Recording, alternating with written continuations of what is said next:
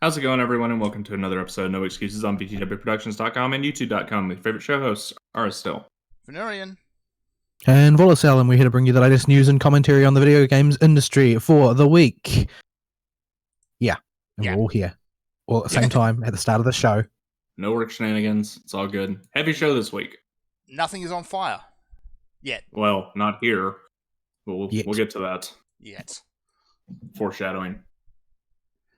But first of all, if you'd like to get involved with the show, you can do so by sending us email at noexcusesvtw@gmail.com, or you can follow us on the Twitter at noexcusesvtw, or you can join us in our Discord server and chat with the show hosts and other listeners to the show in real time.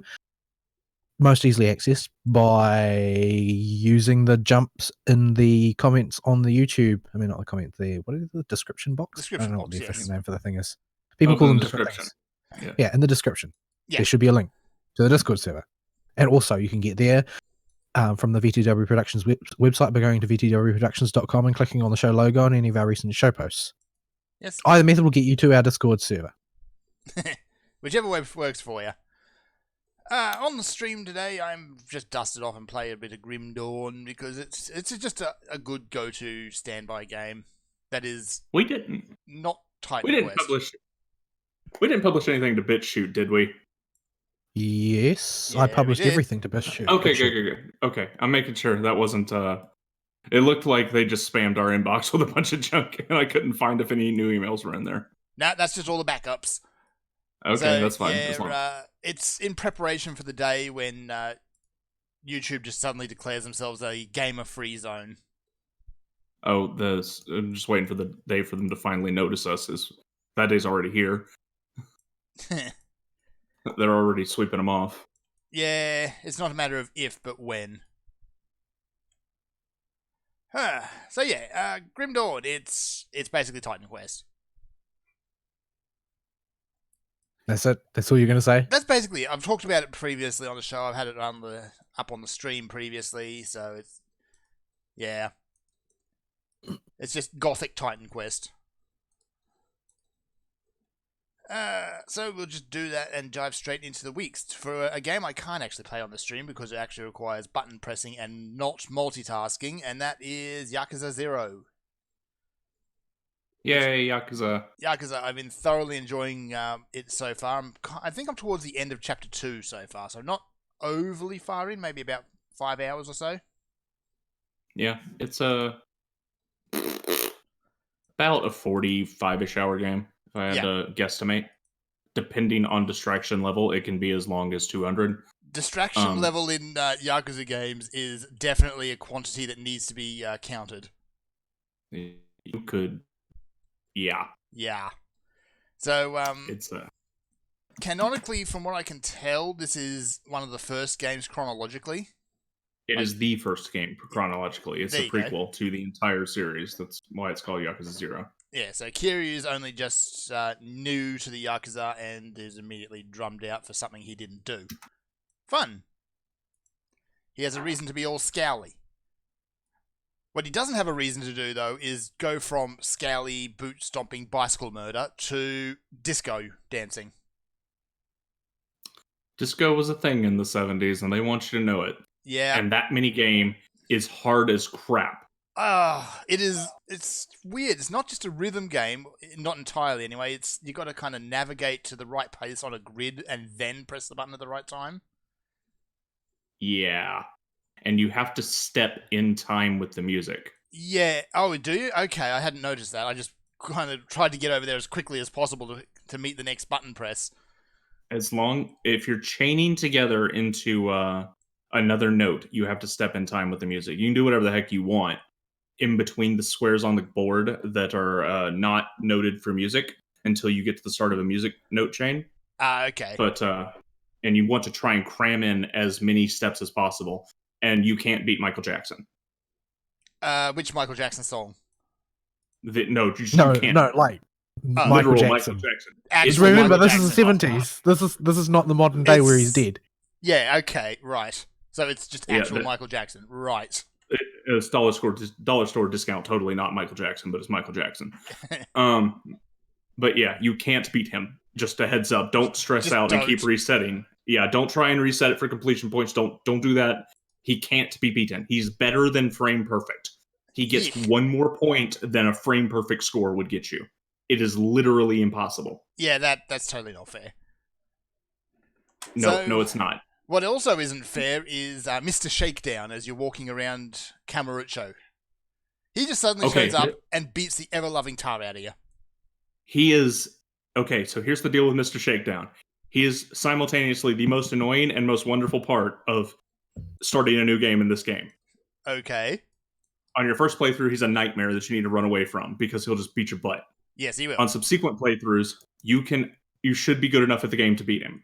So you can shake him down. So you can shake him down for $1 million Yeah. or whatever early in the game, Like, and you that see gets him- you a even- whole lot of leeway. Even at the point in the game Um, I'm at the moment, you can see him walking around, and if you can see him coming, you can avoid him because he's Mhm. huge, And he pops walks up on your around with minimap this- as a giant pink arrow on your minimap as soon as you get in line of sight of him. Yeah. But yeah, he's also walking around with like 10, 20 million yen on him at this point, which is Yeah, a crap he- ton of money. So there are actually 2 Mr. Shakedowns, and they get progressively harder every time you beat them. Okay. And all of your money that the Mr. Shakedown steals from you when he shakes you down stays with the Mr. Shakedown. So you can go get it back later. Yes. That's not real helpful when it's early game. You barely got enough money to buy something nice, and Mr. Shakedown steals it all, and you have to go grind it all again. But it's still there somewhere. It's not gone forever. There is thankfully a talent or a perk you can buy which increases the odds of him turning up just in the park. So you just Asleep? keep checking Yeah. there. Yeah. So Uh, in the late game, I'll probably have to go and try and find him there. And get You your will terrible need- vengeance. yes. Yeah. By they that get- point, they- he'll probably have enough money on him to buy a rather nice and comfortable house. I'm not even sure what they. I forget why they shake people down, but neither one of them intends to spend it very, very. Well, the first one wants to Good. spend that money on specialized training so he can be the strongest creature in the world. Right. That's it. Yeah. It's complete nonsense. Very Let's- Yakuza. Very, Very very Yakuza. Nonsense is kind of this game's bread and butter. It's got the most serious and scally face of storylines, and then suddenly you're racing slot cars. Or Everything you can do to distract yourself is the most out of left field. WTF is this? Is the MO of the Yakuza series? yeah, like just everything in this game. Everything that is very, very wonky and silly and goofy is still done with the same scaly face seriousness as everything else. And that's just half the appeal of it. I haven't even found Majima yet. So, yeah, I'm enjoying that. I'm going to keep picking away at it. Although, yeah, the game has just taken a big step up now that I've got Beast Style. It's just goes, okay, training wheels are off. Here's the proper fights. Yep. So, yeah, that was a bit of a wake-up call. So, yeah, I'm just going to keep plinking away at that. I think I've got... No, I think Yakuza 0 is the only one I actually own. I've got maybe the Kiwamis from PlayStation Plus.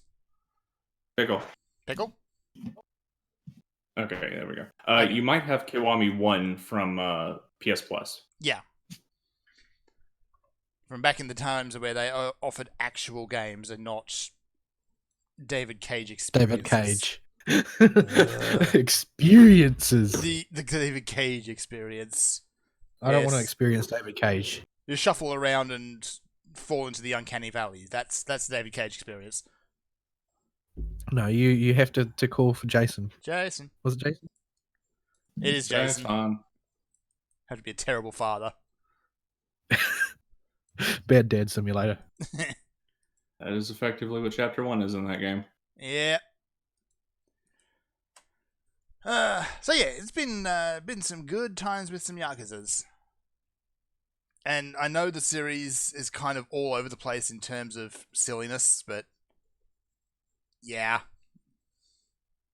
All the ones that everybody really likes, except for, I forget if it's 4 or 5, have all had either a remake for the PS4 or have been released on the PS4 anyway. So, Yeah, nobody's really ever really clarified to me though whether there's like a really solid story, like a really solid dramatic piece underneath it.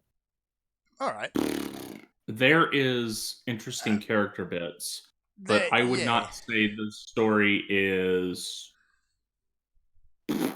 super. I wouldn't say it's super strong, but it's interesting enough.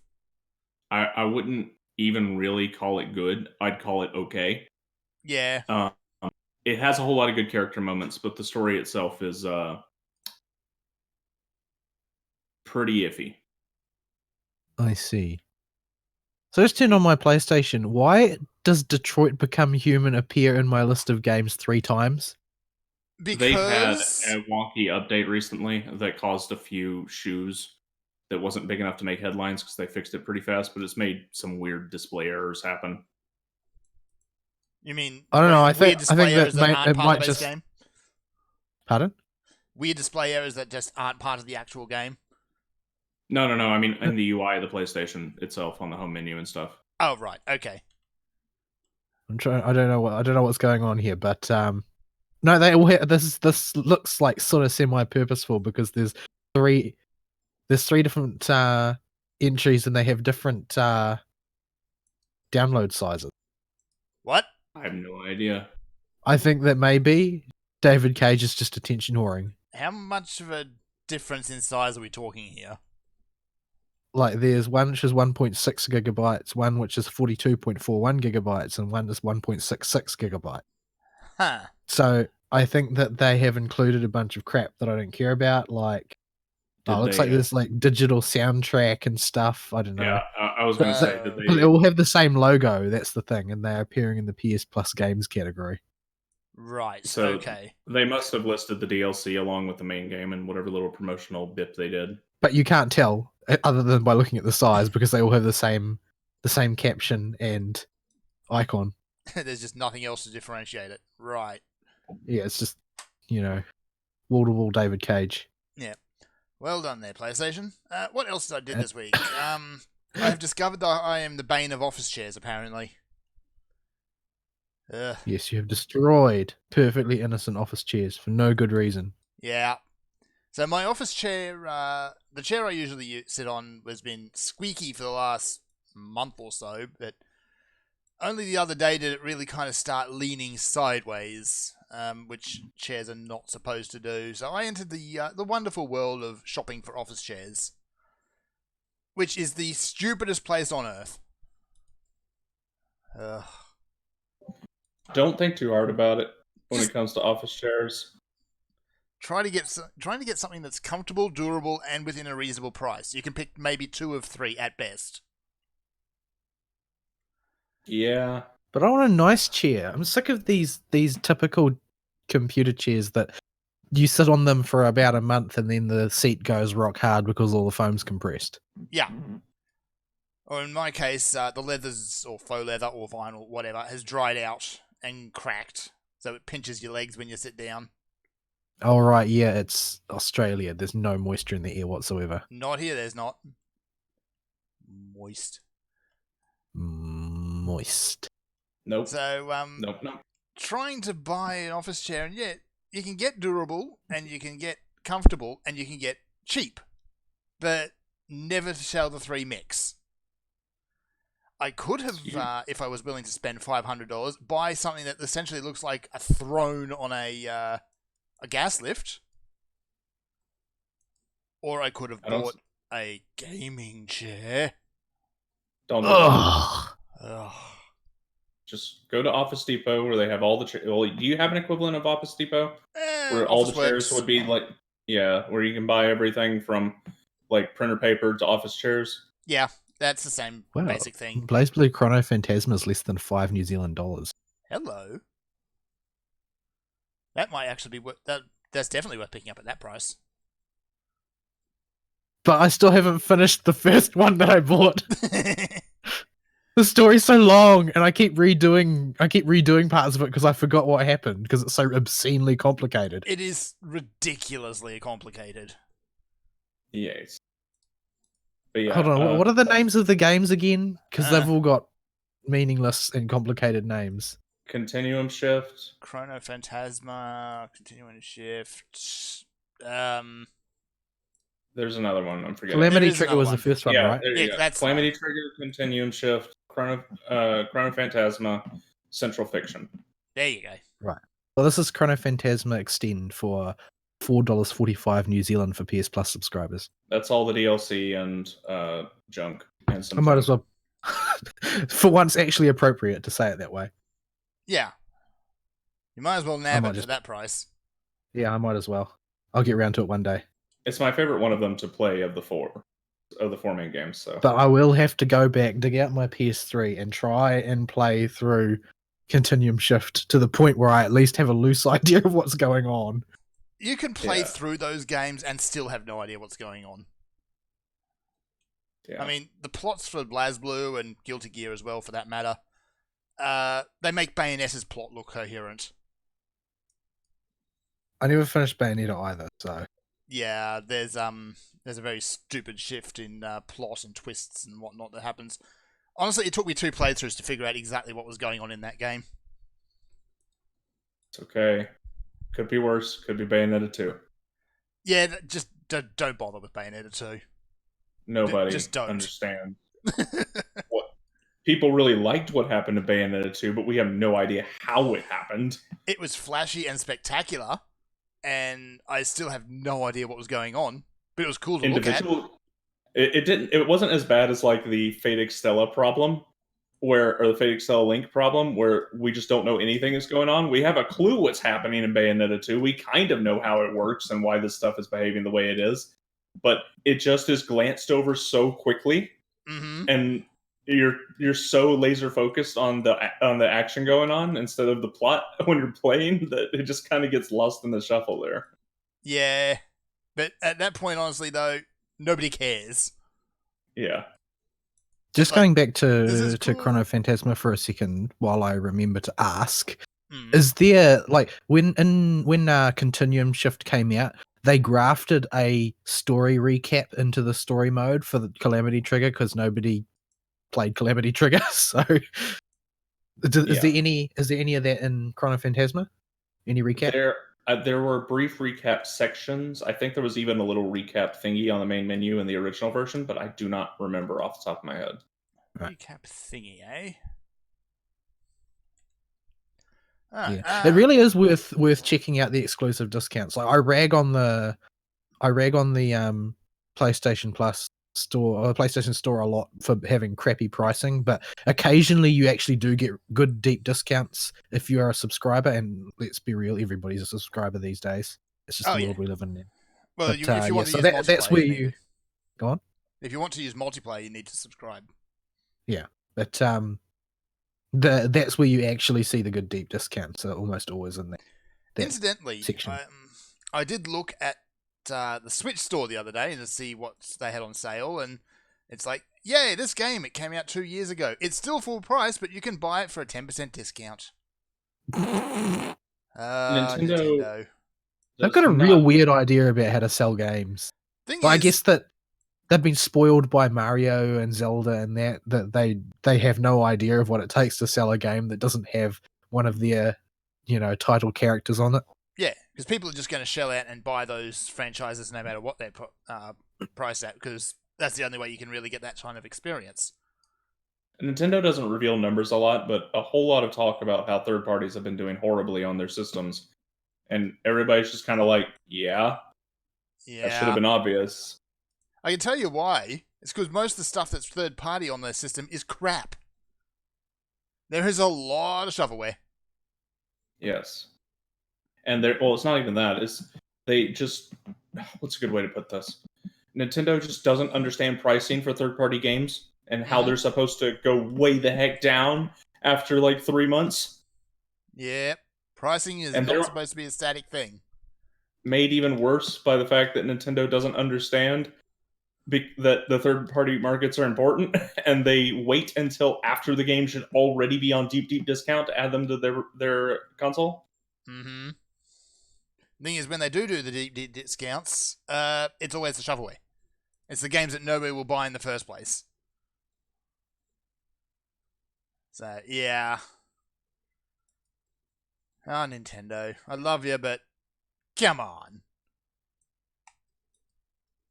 Yeah, that's part of what really put me off playing my DS, was that if I ever wanted to get anything off of their store, it was just like I would look and then I'd balk at it. Yeah. Like, it was like, what? How about no? And I would just stop. Yeah. Yeah, Like, it's the like- games have come out 2, even 3 years ago, I believe, with the Switch now.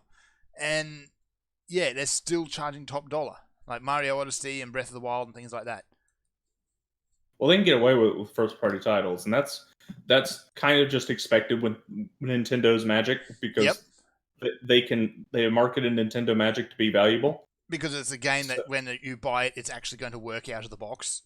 And at this point, I'm okay paying for that. Yep. But it's their third party games that really drive me up the wall that they just don't drop the price on. Well, ever. things like Assassin's Creed is still on there for full price.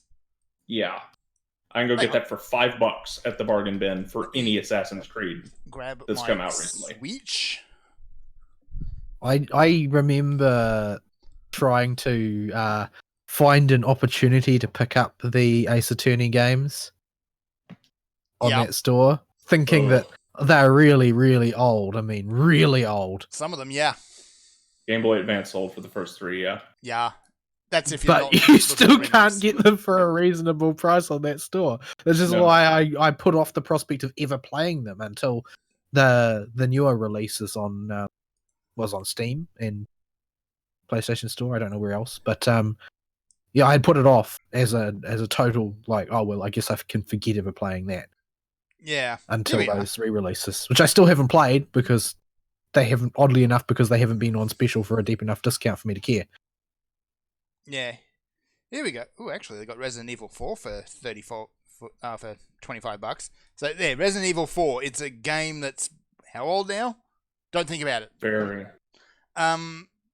Yeah, they've actually dropped the price on that. But Octopath That's Traveler it. is still $90. It's on 33% discount at the moment.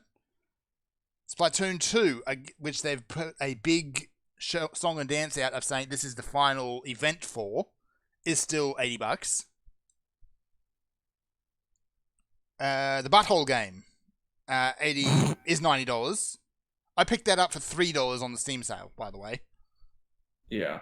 It's just. I'm sorry, Nintendo. You have like the third best controller on the market and the worst hardware. You're not going to convince me to buy something for more on your consoles. Yep. What else we got? Stick of Truth, the prequel to the Butthole game, is $60. For some reason, Alex Kidd in Miracle World is $11. That game is near on 30 years old. Just saying. They have a problem with their NES library, particularly. These Yep. are like things you would normally buy in a bundle or individually for like $1 or $2. They really need to stop thinking video game and start thinking candy store. Like, you want those things to be placed at a price point where someone with an urge to wallow in nostalgia for half an hour can just throw money away on. Yeah, they've kind of got the right idea with their Nintendo. I forget what they actually call it. Their NES library, which you get as part of their Nintendo subscription. But Alex Kidd is Master System. Yeah. I remember seeing that like on the demo loop at like the what's that store? Farmers. Yeah. They had a very, very, very, very tiny electronic games section because this was like 25 years ago or more. And they had like a Game Gear and a Master System running demo loops. Yeah. Remember the Damn. Game Gear? No, nobody Yeah. remembers the Game Gear. I remember the ads for the Game Gear. I don't in the magazines. I don't remember ever seeing one in real life though. That's because nobody bought it. It basically was a Wii U with a smaller screen. Yeah, and just worse in every other possible way. Considering we're starting from the Wii U as the standard, that's saying a lot. That's saying something. I still kind of like the Wii U, dumb as it was. Here I we don't. go. That LA thing was a Noir. disaster. They've actually got LA Noir on a reasonable price. It's $20 currently, down from $90. But it's $1 on Steam. It is $1 on Steam. It was on, free deep on discount. PS Plus at some point in the last few years. It comes and goes, yeah. It's actually quite a good game if you ignore the stupid bits of it, really. Of which If you there are many. ignore the central focus of the facial motion capture that just looks uncanny. Yeah, that just flops straight into the uncanny valley because they tried to do that whole real reenactment, facial ticks and readings and things. Press X to doubt. Press X to doubt. You got to grant it that they got a really long lasting meme out of it. They did. Like the interactions with those buttons were vague at best. Like you could question something, and there was no telling what your protagonist would do. He might ask a question, or he might punch the suspect in the face. I think there was one particularly egregious example of that, but I cannot, for the life of me, remember exactly what it was. Yeah, I think that was the actual face punching example. So yeah, I'm just still flicking through. Like Meat Boy, they want $20 for. Why dialogue wheels? Why? What was wrong with KOTOR's approach of like having Just the line there? Because at that so period, that you know everybody was doing dialogue wheels. They're dumb. They're not Even really good, no. Even the design of the dialogue wheel is a bad idea. Like, what's wrong with a list? Yeah. Oh dear. So yeah, anyway, that's my week, tangenty and strange as it was. Not a whole lot more really to say. It's just office chairs are dumb, Nintendo's pricing is dumb, and I'm kind of fed up. Stop being dumb, everyone. You had to do a 9-day stretch. I did just have to do a 9-day stretch because we're in the midst of drunken cowboy palooza.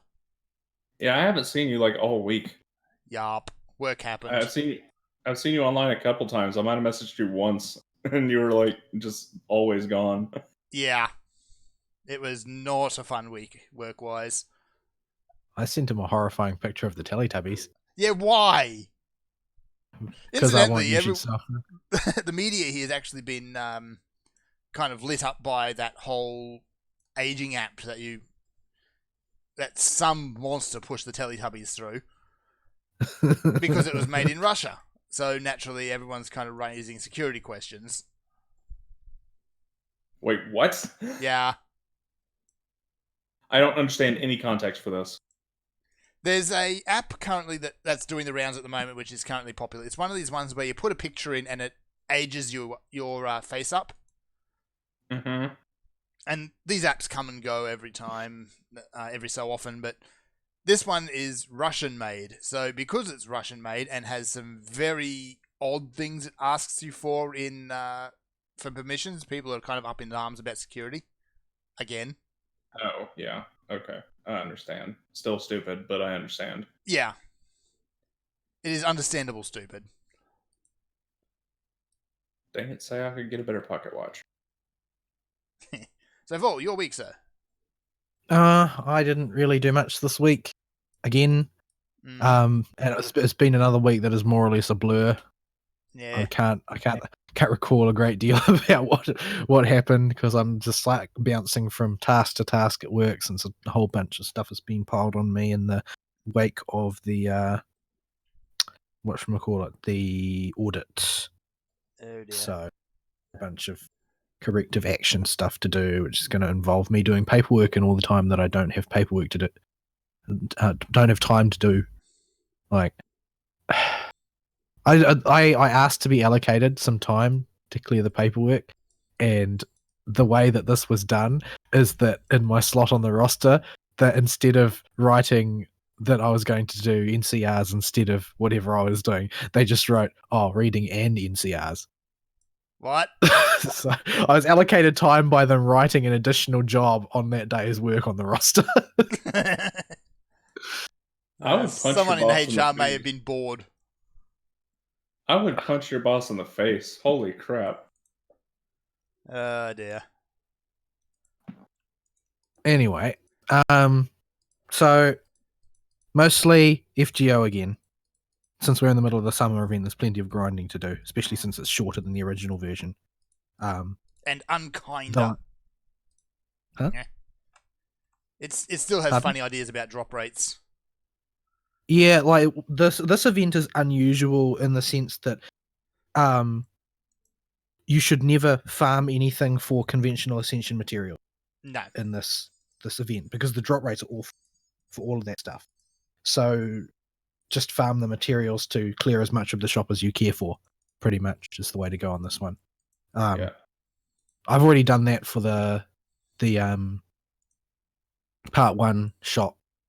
I think it's totally empty now. No, hold on. There are still like I think silver archer monuments in there or something. Nah. Because I think I'm like 100 stones short. I gave up on those because like I realized about once I gotten most of the stuff from the shop and reset the story 3 times, I was like, wait a minute, they have like a free quest every day that gives you a bajillion materials. Yes, they do. Yep. I should probably wait till the last couple days to do the cleanup. Just do those. No, I just wanted to push it out of the way so I could get it out of my mind and not think about it anymore. I don't intend to do the third round of buildings though because, well, I did it last time. Mm-hmm. I did one lot. I did one lot through last time, and I've done 2 lots through this time. I don't really care about green cubes because I have a gajillion of them, and I don't have anything to spend them on. You do your dailies. I haven't done my dailies in ages. You do your dailies more than I do. It's true, I do them more than you do. But yeah, so I'm not going to do the third round. My main concern is to unlock all of the story events and get them saved in the archive so I can review them anytime I want. Mm-hmm. But yeah, so this time I went through and I indulged Mordred in all of her very strange demands for the way that that civilization ought to develop. Apparently, that involves barbecuing everybody inside of his metal hut. Yeah, I'm not sure what her logic there was. But and then when you have the opportunity to create a larger house later, once more, castle. It's just, you know, you build a tower out of iron, bristling with guns and filled with booby traps and no air conditioning. You go, Mo.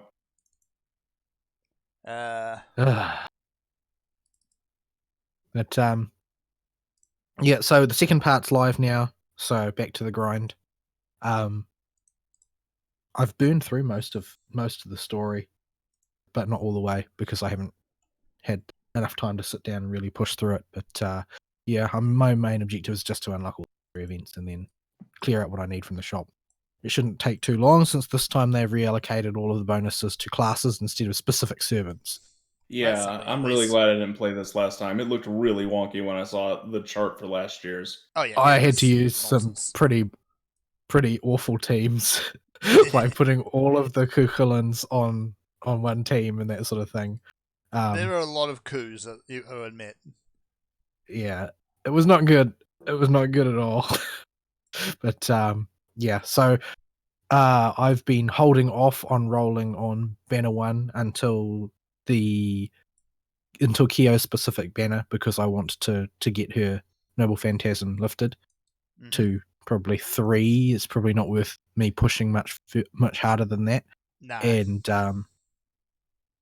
I decided though, since Marie really grew on me over the course of the event, and you know the French Revolution was a terrible idea anyway, and is the whole reason. Like that, this is the starting event reason for why France is a second-rate country instead of a superpower in the modern world. So they I figured give us postmodernism. I figured I would.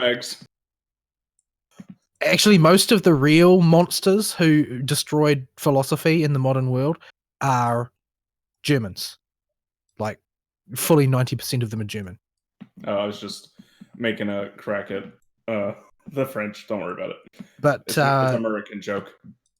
At any rate, you guys are supposed to like the French. They helped you with your evolution. Yeah, but they what you call it? Freedom they sent fries you a big statue. Yeah, they did, but freedom fries. Right. Anyway, yeah. Speaking of big statues, you get to build one of those. I built. But first time through, I had to build the Momo one. I built the Tamamo one last year. I built Mordred first, and then the final one that I left standing was Marie, which I sort of felt was appropriate, since she was the one that the boar piglets actually liked. But so I decided, I'll just roll on the general banner then, since it would be nice to get a copy of Summer Marie just for the collection's sake, since she's adorable. She's also really bad. Like, there's no reason to use her because Hans would be better, despite Hans being a 2-star. So I decided, okay, I'll throw 10 tickets to the primary banner. Second ticket was Arturia, and I'm like, oh, great. There goes my luck. Oh, well, at least Arturia is a great pull. Mm-hmm. Pushes me from MP1 to MP2. Makes that, opens up dramatically the number of situations in which her heal is practical to use. So, yeah, that's all good. And before I got to the end of the run of 10 tickets that I threw, I did pull Marie. So Nice. I pulled I did not pull the thing that I was actually targeting, which was Martha, but I pulled the 2 other things that I was hoping to get as a bonus. So I'm going to call that a win. I'm going to call that a win. Especially considering the sheer number of tickets and quartz that I still have left over. Like, I've got like 540 quartz saved up, and I still have like 35 tickets left. This banner has been particularly nice to everybody that I've read that's rolled on it, that I talked to regularly. It was even nice to Fern. It was. I threw a YOLO, a 10 pull at it yesterday, hoping for a Martha, but I got Arturia out of it. Nice. You know, the premier single target arts archer. Yeah. Still to this day, I can one of the retire very Robin best. Hood. Like, even in Japan, Archery is still sort of like probably no further back than 4th or 5th place as far as, you know, single target killers. This is what happens when you cram Excalibur into a water pistol. I still managed to beat all of you, though. Yeah, you did. I did manage to pull a second Black Rail in that as well, too. Nice. I need to put it somewhere now because it's actually at a usable level. Like, I could put it onto Jolta if I want everything to die. Yeah, you need to close that fight out pretty quick, though, or she will die. Yeah, Jolta does not have much health. Normally, people put Black Grail on something that can at least offset the loss of health. Oh, yeah. Like the recommendations that I've seen. Example of Black Grail users. Yeah. From the servants I actually use and the recommendations I've seen Nero being put up right there. Because if she drops dead, she just stands back up again. She's terribly durable. Yeah. And she's got a battery in Japan as well now. Oh, good. Like, her migraine skill has been upgraded to generate Noble Phantasm. Her migraine as it is really much useless. Yeah. But that basically means she's now got, you know, Imperial Privilege, which has got a heal attached. Mm-hmm. She's got a triple guts skill, and she's got another heal on migraine, which increases her debuff resistance, and it charges her Noble Phantasm. Somebody in development really likes Nero. Yeah, probably Nero herself, because let's face it, her arrogance knows no bounds. The advantage, the good part about that, I suppose, is that nothing that they've done to her when they're constantly adding additional stuff to her kit, none of it makes her terribly powerful.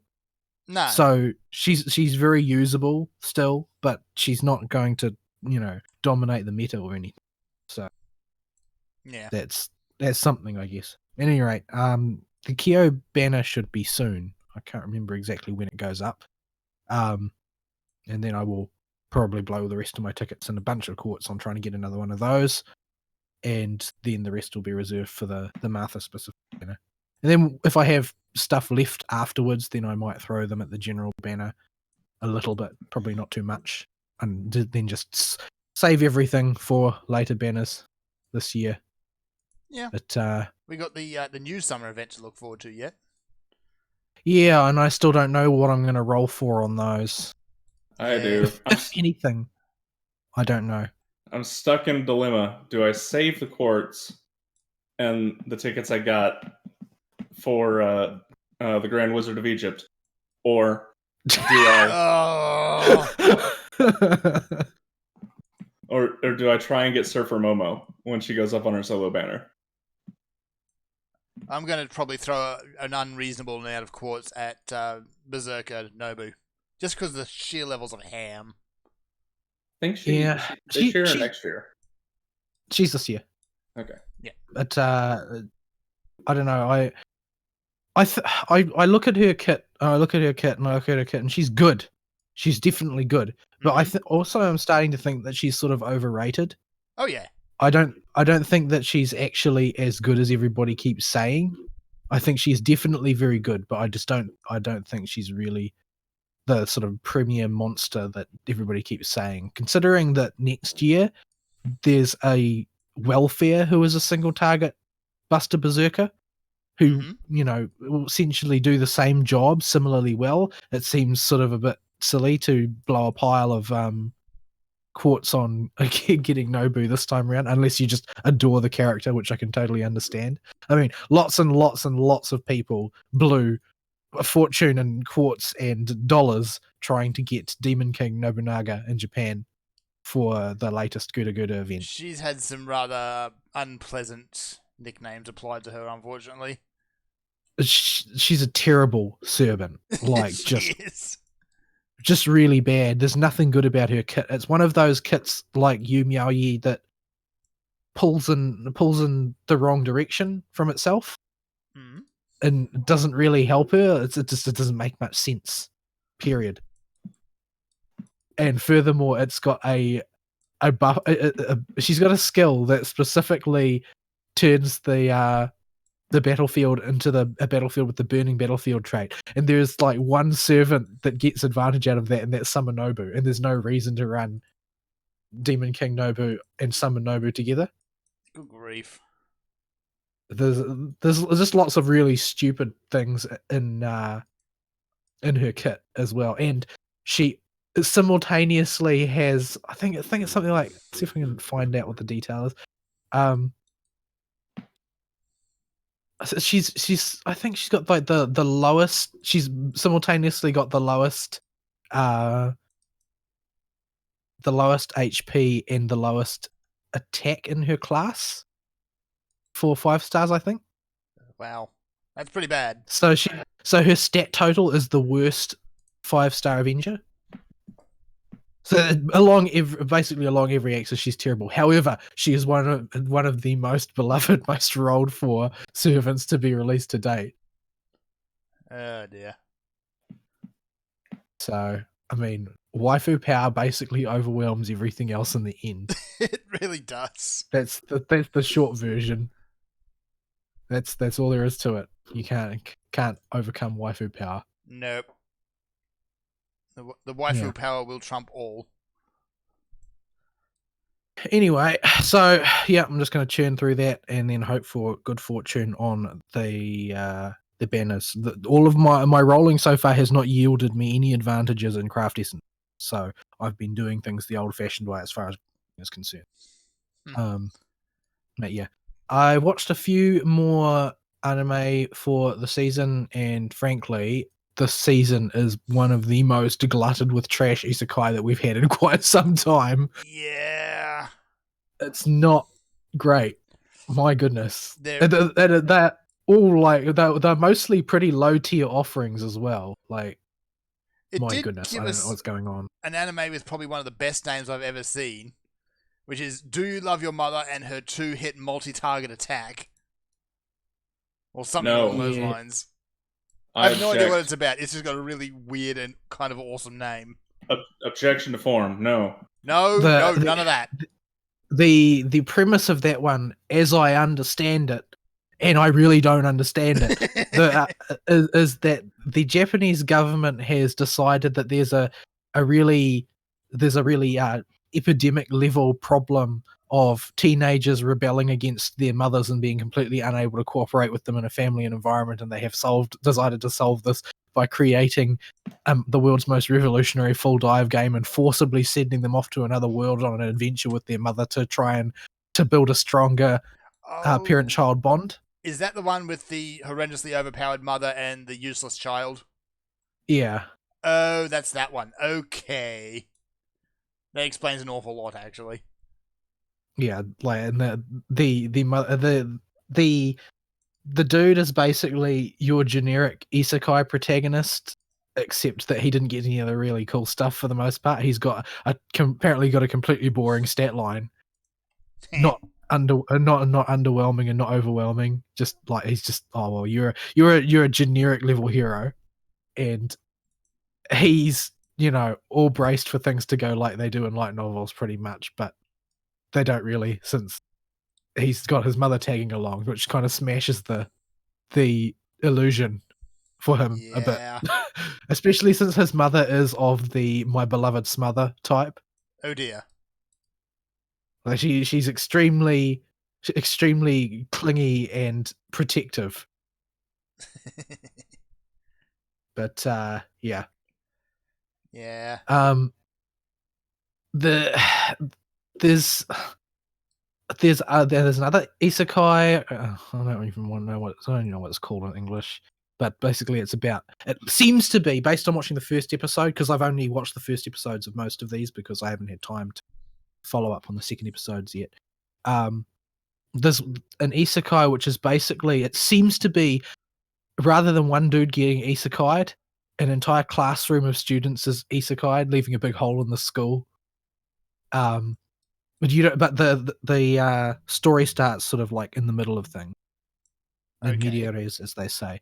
So you get it's heavily implied by brief snatches of flashbacks that this is the situation. So this entire class end up doing, hero training type of thing, it looks like, for whatever class they were arbitrarily assigned. And the main character got assigned the class Synergist, which in universe is apparently pretty much you should not be in combat. It's not like you can't be in combat, but you shouldn't. It's like his abilities sort of seem to take roughly the form of a more limited sort of thing as the sort of alchemy you'd see in Full Metal Alchemist, and that you actually have to have all the stuff to hand in order to use it. Whereas everybody else is standard magic type stuff or hero type stuff. So when they hit something with a sword, it gets really hit by a sword. When someone casts a healing spell, a person gets healed. When someone throws a fireball gets thrown. They don't need to worry about any of the limitations. Synergist seems to be implied by the story to be the sort of like, well, you really belong in the construction industry or in a laboratory or be a scholar or something like that. You're not really cut out as a frontliner, but everybody else in his class is. And so he sort of gets dragged along in a totally unsuitable role. But it's where it starts basically. He was in their training in the dungeon, the local dungeon sort of thing, and I think they tripped a trap somehow and got forcibly ported down several levels in the dungeon. And their supervisors are like, okay, so this is way too tough.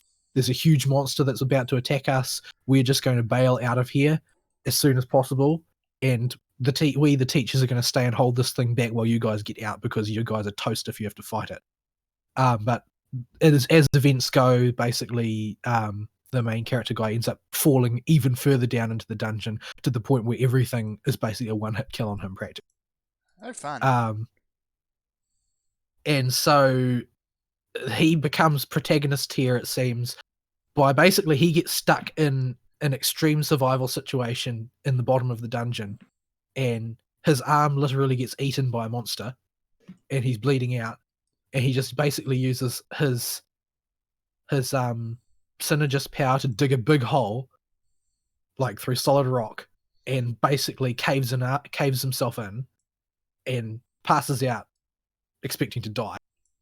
And basically it turns out that he passed out in a pool of holy water, which is something which leaks out of these sort of like magic holy rocks that are ultra rare. And it basically kept him alive by forcibly healing him as fast as he was dying. That sounds incredibly painful. Yeah, well, he was fortunately unconscious. So he wakes up, he's in excruciating pain. His arm stopped bleeding out at least, but he doesn't have an arm anymore. So he's got one hand, no equipment. He's at the bottom of a place where he's totally out leveled by everybody around him. But he basically he reaches the edge of his sanity and goes a little bit nuts and decides that he's gonna find a way back to the surface. He's gonna kill everything that tries to stop him on the way. But first of all, he's hungry, and so he manages to set a trap and kill basically one of the weakest monster that is on the level that he's in by I can't remember exactly how he does it. I think he traps it and then drops a whole pile of rocks on it and then waits for it to die of being crushed by rocks. And then he tries to eat the monster. It turns out that's something you're not supposed to do. Oh dear. Because it's lethal. So he eats the monster, he realizes it was a bad idea, and he drags himself logically back to the holy water pool and passes out in it again. So it turns out that if you're a synergist and you can survive eating one of these things, you can incorporate its biology. So the sort of crazy electric wolf thing, he inherits some of its powers and can do crazy electric wolf things. So basically, he's an extremely fragile and not at all prepared for what he is engaging in version of Rimuru. Right. And so he once he figures this out, he basically sets apart methodically finding a way to hack off a piece of every monster, get away and eat it. Oh dear. And then, die for a while. And then when he recovers, he's stronger. And that seems to be that's the way he's going to power up and become a protagonist and dig his way out of the hole. So basically it's Rimuru Hardcore Edition. It's not the worst setup in the world. He has to earn it at least. Well, yeah, and that's the thing. Like, I had something to tell you about, didn't I? Compared to he went to another world and then looked up what to do on his smartphone. Yeah. Way too many isekai kind of do that. No. My experience in anime this week has been basically it's been one horrible mistake. I decided now that Fairy Tail's actually finished its run to go and catch up, and I've decided, okay, I'll start just before the Tartarus arc. Picked an episode at random just before that starts. You can probably guess which one I got. I can't remember how the story goes. Well, that's okay. It's outside the story. I got Fairy Tale of the Living Men. Oh, you got that one! So, I have made a terrible mistake, and I don't think I can go back and face Fairy Tail again now. Yeah, so for those who don't know, there is a character, and I can't remember his name offhand, but he's sort of like the leader of the Guild of Bishonen, pretty much. Yeah, and he's kind of the anti-Bishonen. He's a total gonk. Yeah. But he does have the bishy sparkles. His catchphrase is just "man." So yeah, and there's a gag episode where there's a zombie invasion, except instead of zombie, it's all him. Yeah. When you see his ugly How mug did you manage to pick so well? Just my stupid luck. Like, that whole little gap, there's maybe 3 or 4 complete nonsense episodes. Before... So it's a pretty... Yeah, and I pretty horrifying scenario. I just picked the wrong one. Yeah, I was not especially happy with the way that story ended. Like, I felt like it wasn't Bleach tier bad, but it was pretty bad. Bleach ended one arc late, or an arc early, depending on the way you look at it. Yeah. Like, because they didn't close anything off, they just killed everybody. Everybody dies. That's a crude way of putting it. They didn't just kill everybody; they killed all the bad guys. Like, the bad guys just lost because reasons. I actually kind of liked the fact that it ended. It wasn't that Ichigo powered up and then killed Yhwach. That was his name. Oh yeah. It wasn't that Ichigo powered up and then killed the final boss. He powered up and the final boss no-sold all of his power-ups. Like, he didn't even get to use them. He just got slapped around every time every time this is not even my final form. He just got no-sold on the next one as well. So I kind of liked the fact that in the end, it was Aizen was the one who stopped the bad guy. Yep. While being bolted to his chair. In the end, it was like the one gambit that enabled everything that was built on the Soul Society arc was the same gambit used in the very end to beat the really bad boss guy. Eh. I felt like there was a certain amount of poetic satisfaction in that. The problem was that all of the framing was non-existent. It just happened because. Yep, that sounds about right. But So- yeah, well, Fairy Tail wasn't that bad. But in the end, if I recall correctly, Asta beats the bad guy by punching him or something. Okay. Not Asta. Not He Asta, reminds but- me of Asta because he's Asta with pink hair instead of white hair. Asta.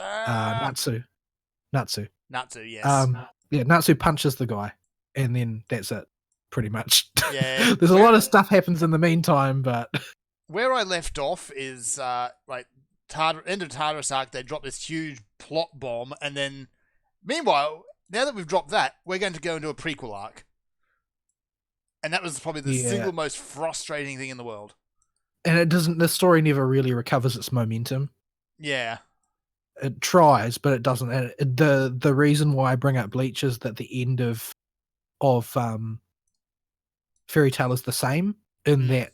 Oh well, the bad guys invade the town where all the good guys live, and the entire place breaks out into a mass of simultaneous battles. Yeah.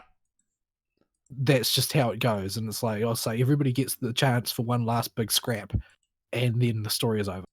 It doesn't have any coherence to it. I can't think of any shonen stories that have ended well though. That's the problem. Yeah, Naruto's ending Like, was okay, I guess. It still followed the same formula though. Everybody had one last big scrap, and then the story was over. And the story by the end was just like convoluted garbage and Yeah. undermined the entire plot because in the end, Naruto didn't win because he was a hardworking ninja. He won because he had all the right heritage. Yes. And that seems to happen way too often. The entire theme of Naruto was that you don't need all the right heritage in order to win. Exactly. But yeah. Hopefully, Hiraka stays course and still keeps being good. The There less is a said new arc about for the that. ending of Yu Yu Hakusho, the better. The one where the author was hacked off for the entire last arc because he didn't want to write it, told the audience he didn't want to write it. Yeah, we know. Yeah. No. Yeah, as bad as Bleach ended an arc late or possibly early, Yu Yu Hakusho was an open rebellion, really. Dude did not want to write that show anymore. Told his editors he didn't want to write the show anymore. Told the fans he didn't want to write the show anymore. Chapter Black was it. He was going to leave it a little open-ended, so he had some stuff to explore if he ever decided he wanted to go back and play with that universe. But nope. Nope. He should have just killed everybody. Rocks fall, everyone dies. Yeah, like Rock's Fallen story is over. Nope. We got the Three Kings arc, the worst arc in shonen history, on purpose. Doesn't make a lick of sense. But the same applies to Dragon Ball never ends. No, Like it I doesn't think end. I think that it's got to the point where everybody who has any interest in it has given up on the idea of it ever ending. They just realize, oh, I guess we've just got to deal with it. That's the world we live in now. It'll probably end when Toriyama does. No, Maybe. no, it won't. Remember, they made GT, Oh, and jeez. Toriyama didn't make that. That's jeez, yeah. Why? They just basically used his scrapped character designs. They were scrapped for a reason. I don't know if they were actually scrapped character designs, but they were ones that he didn't intend to actually use in the main story, as far as I'm aware, because he thought the main story was over. But Yeah. there's no big shonen ends well. I can't imagine One Piece coming to a good end. Yeah. Like I haven't followed it for a very long time, but I can't imagine it coming to a good end. Either I think that is a situation where Eiichiro Oda will die before finishing it Yes, he'll work himself because to he death. doesn't seem either he will die because he worked himself to death, or he will just keep the story going until he passes away. Like that's gonna be the way that it goes. Yeah. But yeah, none of the shonens end well. They all seem to end in a big mess.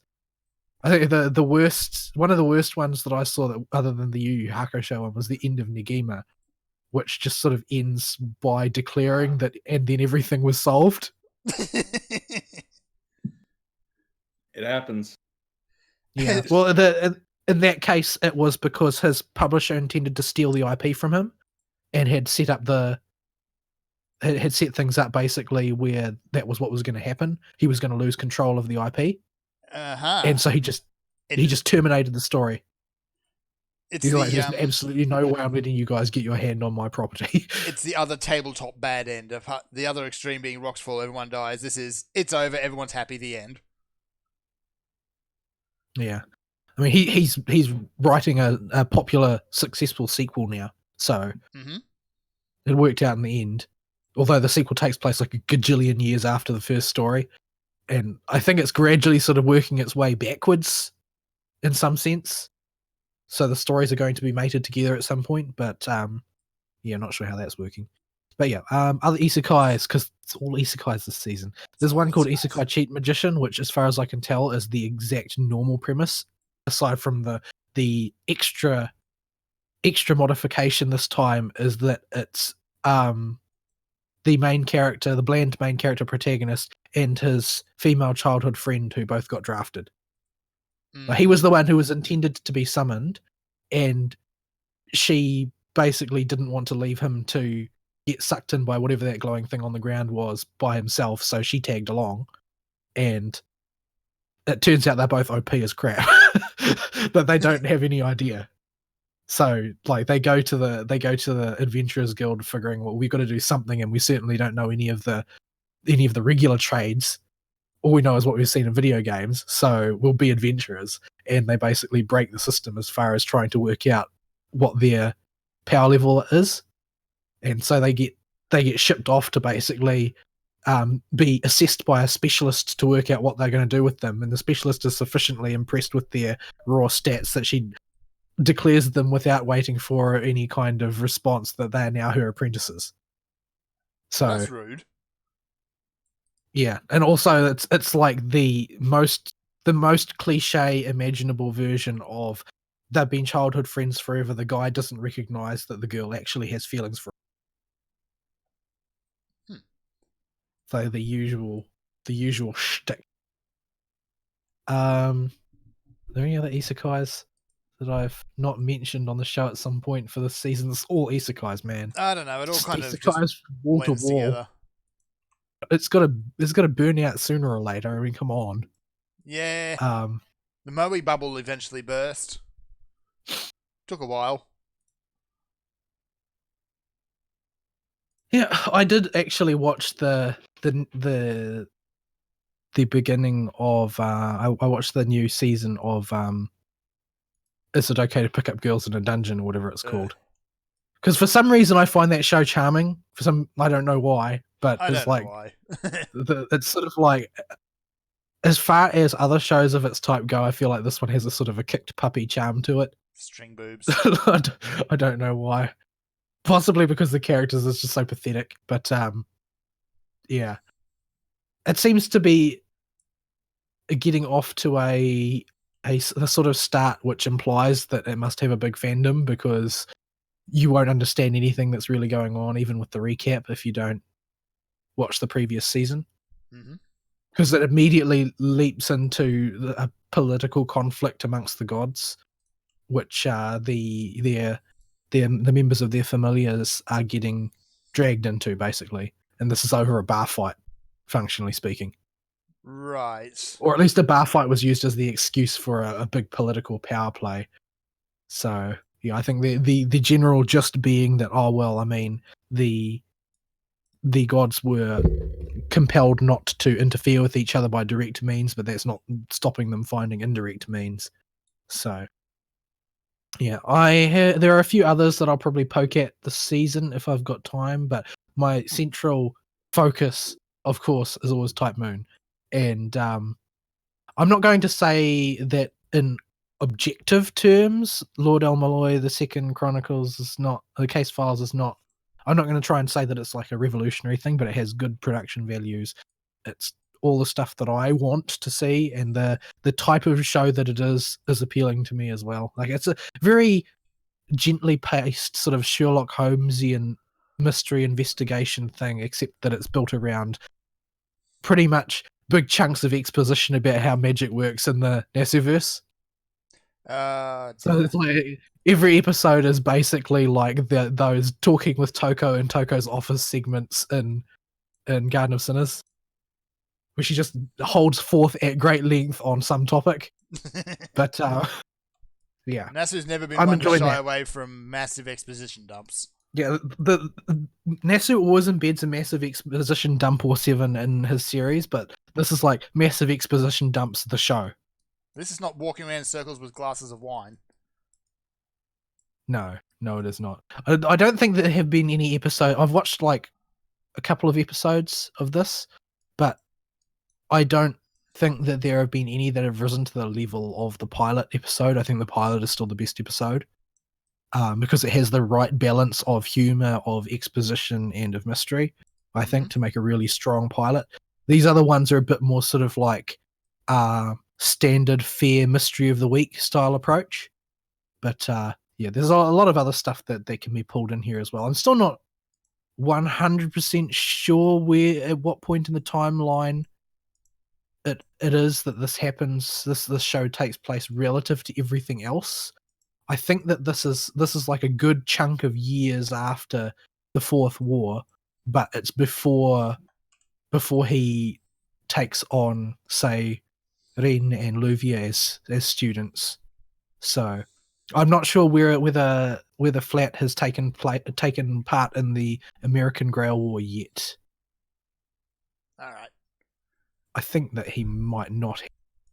Well, to be totally brutally honest, I have no idea if the American Grail War actually takes place in this continuity. So there are so many Nasuverse. timelines. Yep. But basically the way that one goes is that there's a fake Grail War being staged in America, except it's a super corrupted one that has a whole bunch of rules broken, and it appears like the Saber didn't even get summoned, and then I think it turns out to have been summoned later or something. But it's a big mess. But Flatiscados goes to try and take part. He's the real airhead one of Waver's students, the one that refers to him as Big Ben London Star, or something like that. And he goes off to take part and gets an earful for it. But I don't know where I don't know where this falls in the continuity and which canon storylines this one's actually attached to, but I'm still enjoying it. So there you go. All right. Anything else, or shall we take a break? We should take a break. We should probably do that. Seem to have lost Inari, though. I think he may have fallen asleep. Oh no, Ari's just getting beat up by Romelia Scarlet. Had the mic muted. So that we can't hear the cursing. Yes. Yeah. But yeah, we should take a break. So we'll be right back after some music, folks.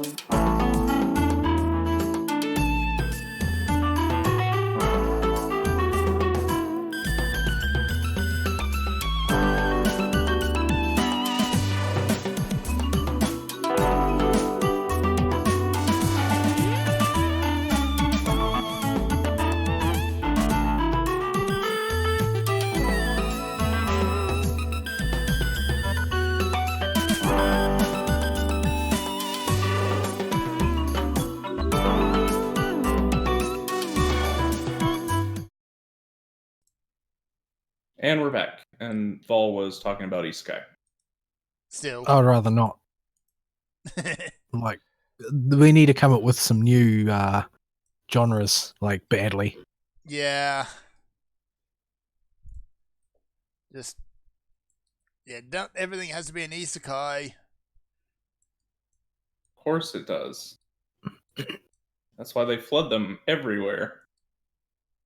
But yeah, Ugh. even shows like Is It Wrong to Pick Up Girls in a Dungeon? It's isekai in every sense except where the protagonist comes from. And then we get the isekai that didn't really need to be an isekai. Like, did Shield Hero really need to be an isekai to be a good story? Like, I No. feel like we could have just had people drafted and get the same effect. Yeah, Yeah. maybe. I don't know. I think that the idea behind making an isekai was to have the other heroes think that it was a game. And I think that it suppose. should operate in accordance with game rules. Which it kind It of would've- does. That would have been a cool novel concept if our protagonist wasn't from another world, but all the other idiots were. They only got to keep one hero from their world. That would have been fun. Like, That what are would be these kinda cool, idiots yeah. doing? What I are mean, they he can even still be an talking idiot. about? He can still be an idiot and not know the rules of the world, but like, it's just would be funny. Like, of course, if you leave dead meat out, it's going to rot, you idiots. And he has no clue that they're treating it like a video game. Yeah. Anywho,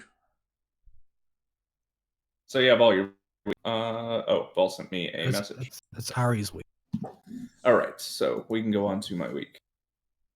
Oh, the Kappa girl. Okay. yeah. Yeah. So I have played 2 video games, although not a whole lot to say about either of them yet. A brief overview of one, and one was just a replay to grab the platy because I needed something to do with my hands. I was very busy this week. I did play a bit of FGO in the downtime. I cleared out the shop of everything I wanted for part 1 of the event. I had really good rolls this year during this particular event. I've been about 4 or 5 months without any super mega luck rolls, and then I got a bunch of 5 stars in one day off of 90 quarts and a bunch of tickets. So first I was rolling for Momo. I wanted Momo. I've wanted Momo for a couple years, like, well, not a couple years, but like a year now.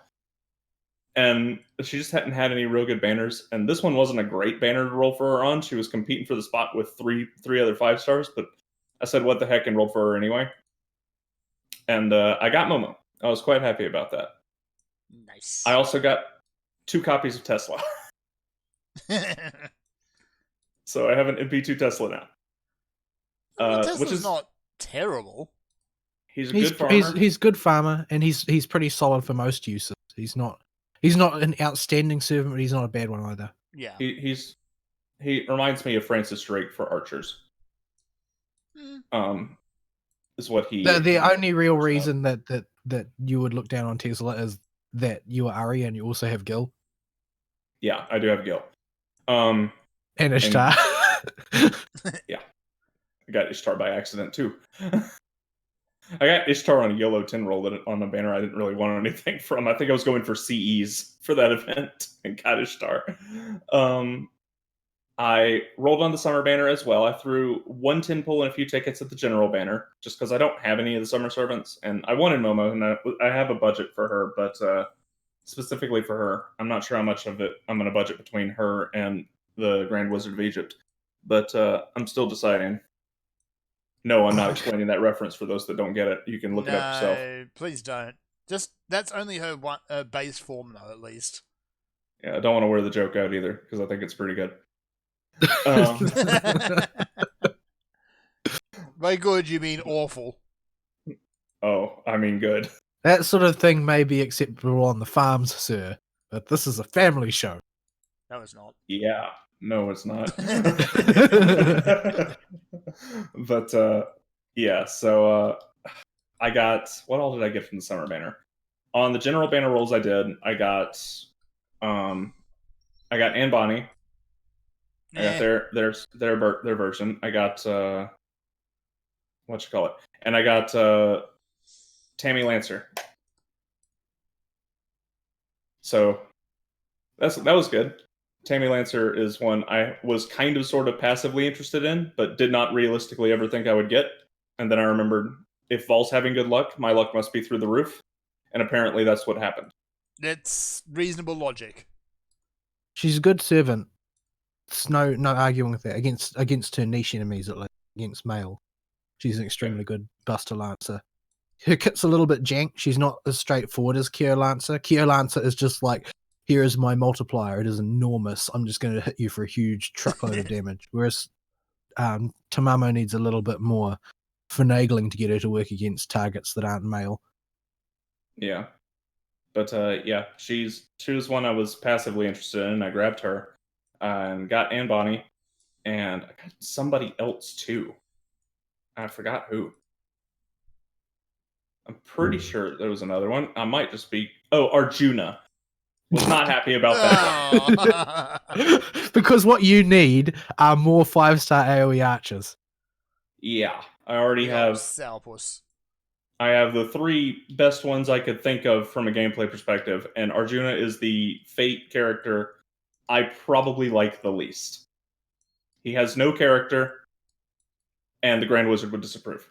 Well, you say he has no character, but it's not really that he has no character. It's that he's sort of like an emo kid who's all torn up inside and refuses to let any of it out.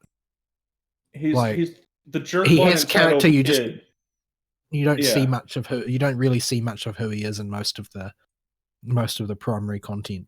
Just not really there. I don't know if he gets. He probably gets a lot more of a center stage in Lost Belt 4. He comes off as a jerkwad entitled kid who exists to play second fiddle to a much better character called Karna. But that was his position in history, though.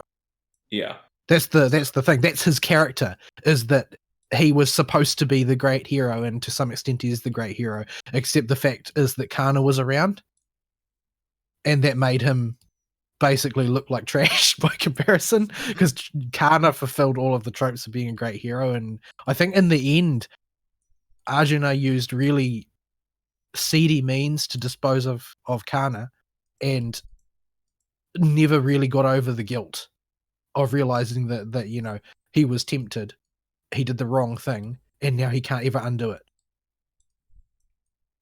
Yeah. So he's basically a tragedy character. He's a mess from start to finish. But the point in the end is his portrayal in Type Moon is that dude who's a jerk all the time to good boy. So there's a very good argument to make that Karna is the one with no character, because Karna behaves the exact same way in every circumstance, which Karna is to just be sort of like slightly airheadedly nice. Yeah, there are plenty of legitimate criticisms you can throw at Karna, that as a character and, you know, just in general. But I like the dude because he's such a good boy. And he strikes a dramatic pose on top of the elephant slide. Yeah. In the summer event, if you build Marie Land, mm-hmm. then it's got, like, you know, a children's slide which is like shaped like an elephant, and Karna just likes to sort of perch on top of it. Was Karna there from the beginning, or did you just turn up for that? I can't remember. And all of the men are there from the beginning. It's just you very rarely ever see them. Oh, right, that's right. Well, actually, for the first half of it, you just send them off the island. There's a scene where Blackbeard is the one that gets sent off the island. Oh yeah, but rightfully so. There's a scene where they're trying to cook, and Karna tries to cook using his I-beams. Yeah, that'll never work. No, it has never worked in any piece of fiction. Nope. I-beams are not for cooking. Fire beams sound like a wonderful idea for cooking. We should do this more. I haven't actually watched most of the summer scenes. I'm still behind on the event stories. I just finished the last Gouda Gouda event that we had, so I'm caught up to that. I'm up to Seraph. I needed to go through that next. So I'm getting Seraph is long. Yeah, but that's Seraph's been a big roadblock for me chewing through the event stories, because that's Seraph's really good though. Seraph is like on par with some of the better singularities. So yeah. When Seraph came out, I was swamped at work. I think it came out during the Great Accounting Disaster. I did not have time to watch all those cutscenes. And that's when I started falling behind on my event stories. So yeah, FGO happened, and it's an event. I don't really have much to say about it. Yeah, it's But, always one of the silly events. It's not supposed to be a particularly weighty and dramatic story. Yeah, it's not obscenely silly. It's just a little bit silly. No, Yeah. I think it's obscenely silly. TBH. Yeah. Or so- continuity breaking silly. It's pretty ridiculous from Yeah. the bits I've kept my eyes open for and haven't skipped. I mean, But, my cut races do happen. Yeah. So we need to move on quickly since we've been on our weeks way too long. But let's see. The rest of the games I played this week are I went through Axiom Verge again because it's an easy game to play without having to pay attention to anything that involves text, and I really wanted to listen to something this week that had hit a high point that I'll talk about at the end of my week. And Axiom Verge is the Metroidvania style indie game developed by one guy that came out forever ago, got a ton of praise. I do not like it that much, but it was an easy platy and something I could do with my hands, so I kind of just went through it and got the platy. Its thing is it's developed in its art style is reminiscent of 8-bit era games, but it is designed with a color palette and with models in such a way that it clearly needed a higher pixel count to do so. So it's it's technically a 32-bit game made in the style of 8-bit, or not 8-bit, 16-bit. Yeah, its gimmick for gameplay is you have a whole lot of options for unlocking things and for weapons you can choose from. The variety of weapons is ridiculous in that game. And it's a fun enough time if you like the genre. For people that are just new to the genre in general, I don't think it's worth starting there in particular. It would not be the worst starting point in the world, but I think there are better ones. It does a good enough job easing you into stuff, but once you get about past the midway point, the game assumes you have been refreshed on what this genre is and you have played it before, because some of the ways to traverse the map are not intuitive to players that don't understand how movement and room discovery and stuff like that works in this genre. And when about the point they give you the ability to phase through single block long walls, things get a little wonky and complicated for those that are new. But for those that have played the genre, that seems like a bad gameplay decision, a bad design decision. Because It it just basically means you have walls that are not walls. It works in the way the map is set up, and that some areas become accessible as your coat gets upgraded. Because your coat starts on when you get your first, you get the lab coat. The lab coat's the upgrade that lets you face your walls. The first tier of it it's just the lab coat. It lets you walk through a wall as long as your character's feet are planted firmly on the ground, and you can walk straight through a solid line of tiles, and it'll just let you walk through any of them at all, regardless of what they're made of. The second upgrade lets you teleport with the coat, and the teleport will move you 2 blocks forward, up, or down, and you can do it in the air. So now you have aerial teleport mobility. And then the last one is the red coat upgrade that lets you move 3 blocks, teleport in any direction on the ground or in the air, and it also does damage and can break blocks of any type while teleporting. This is the hardest upgrade to wrap your head around when you're playing because it's very unique to the rest of the stuff seen in this genre as far as movement abilities go. It sounds awful. It sounds like that's just going to create a million situations where you're not sure whether or not you need that upgrade. If you don't know the do upgrade I have to spend half an hour trying to make this to cross over this thing without that, or do I need to wait till later? Yeah, this upgrade is much better in hindsight if you know it's coming. On my first playthrough of the game, a year and some change ago, I had no idea this upgrade was coming, and things did not go so well because I had forgotten everything behind me that could possibly be passed by getting this upgrade back when it suddenly appeared, because you don't normally pay attention to single walls. Normally they're just there to tease what's on the other side of the room. So that you can see it, but you can't access it without a different upgrade to take another path around. The but in this case, process is, can that wall be destroyed, yes or no? Yeah, and in this case, the answer is no, it can't, but it doesn't matter because you can just go around it, or you can go through it. But then there's also like 2 block walls and 3 block walls. And as these upgrades start piling on, you start to realize, oh, I really should have been noting things that were behind single or double block walls. And on my first playthrough, this was a nightmare. I remember hating this my first time through because it's impossible to keep that in your head if you weren't looking for it. A big part of these games is as you go through them and get experience with the genre is keeping a mental record of stuff that looks like you'll be able to pass through it when you get a predicted type of upgrade. But just generic walls are not easy to parse in that way unless you know to look for them. So it is not a game that's friendly your first time, but the second time was much more enjoyable, knowing that that stuff was coming. Having the map layout cleared out of my brain because it had been so long and I didn't pay that deep attention to it. I was able to go through the game pretty smoothly and enjoy my time with it as something to do with my hands. Neat. But yeah, also had a speedrun Chivo in it. I hate you people that put speedrun Chivos in your games. Stop it. The completionist mindset is not compatible with the speedrun mindset. Please stop making it an achievement in your video game, please, Kay. Thanks. They are on the polar opposite ends of the gaming spectrum. The people that complete games are not the people that go through games quickly. Anyway, that rant aside. The other game I have been playing, and I've only put about a day and a half of my free time into this game so far, is the Touhou Lunar Nights game, which is another Metroidvania-style game done in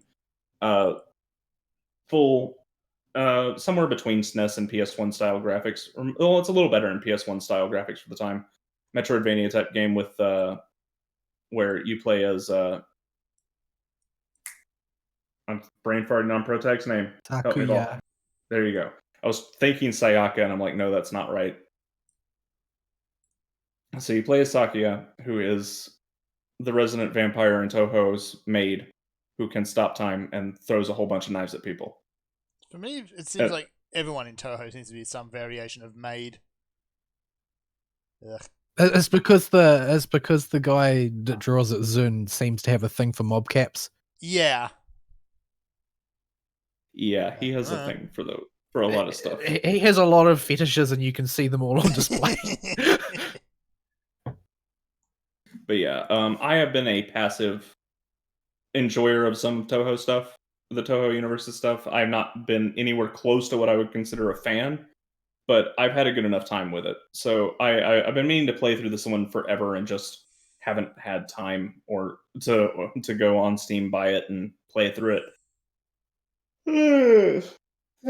Oh man, that came out of nowhere. Yeah, it's just started yawning in the middle of that. But yeah, so what does this game do to set it apart from the rest of its genre? There's a few things it does. The first thing, and the one that's the elephant in the room for Touhou fans, is how the heck do they make time stop a playable mechanic without breaking the game? So time stop is busted, but it's not as busted as it could be. And they actually have some pretty creative ways they make you use it.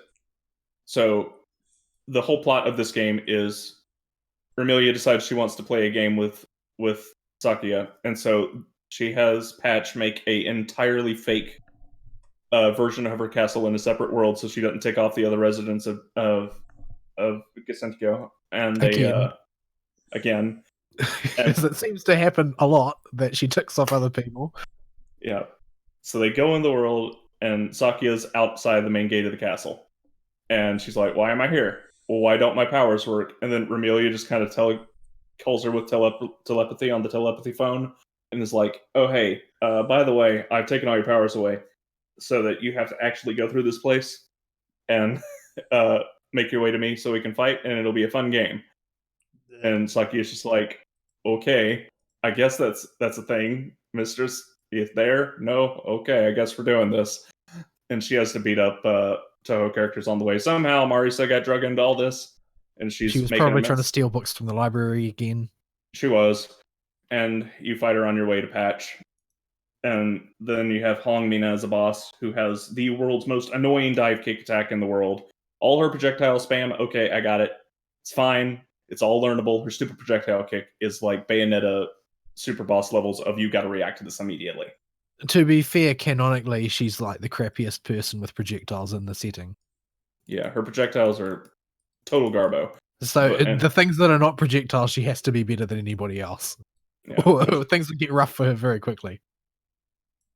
Yeah, so yeah, and she actually she's the only enemy in the ability I've countered so far with the ability to block your knives. So you have to hit her while she's attacking, and that's her gimmick. Is you can In- only hit her while she's on offense. In Gensokyo, everyone is on team bully mailing, so Yeah. So she's the first boss, and then you are on your way to the library, and Sakia calls out Marisa for being a thief when they bump into each other, and there's Master Sparks everywhere, and you beat her up. And then you get to Patch, and Patch has a huge difficulty spike in the game's bosses, where she can actually use projectiles properly and isn't trying to just spam laser beams at you or kick you in the face. And she has a billion different attacks. I don't think I saw the same attack repeated in any one fight with her. that's her motif, though. Yeah, she has a stupid number of attacks. Yeah, At least 35 attacks I saw in the fight. well, her shtick is basically that she has 4 times as many attacks as any other character in the universe in the setting. Like, 'cause Yeah. she's the 4 seasons witch, basically. Yeah, so learning her is less about learning the patterns and more about just getting good at reacting to whatever the heck she decides she's going to pull out of her spell book. So she starts with 2, and then when she goes in when you get her lowish on health, she pulls out 2 more, and she has 4 that are attacking you alongside of her. So the screen gets pretty messy. And then you fight Remilia, and that's the last. And she's actually really easy because her hitbox is giant.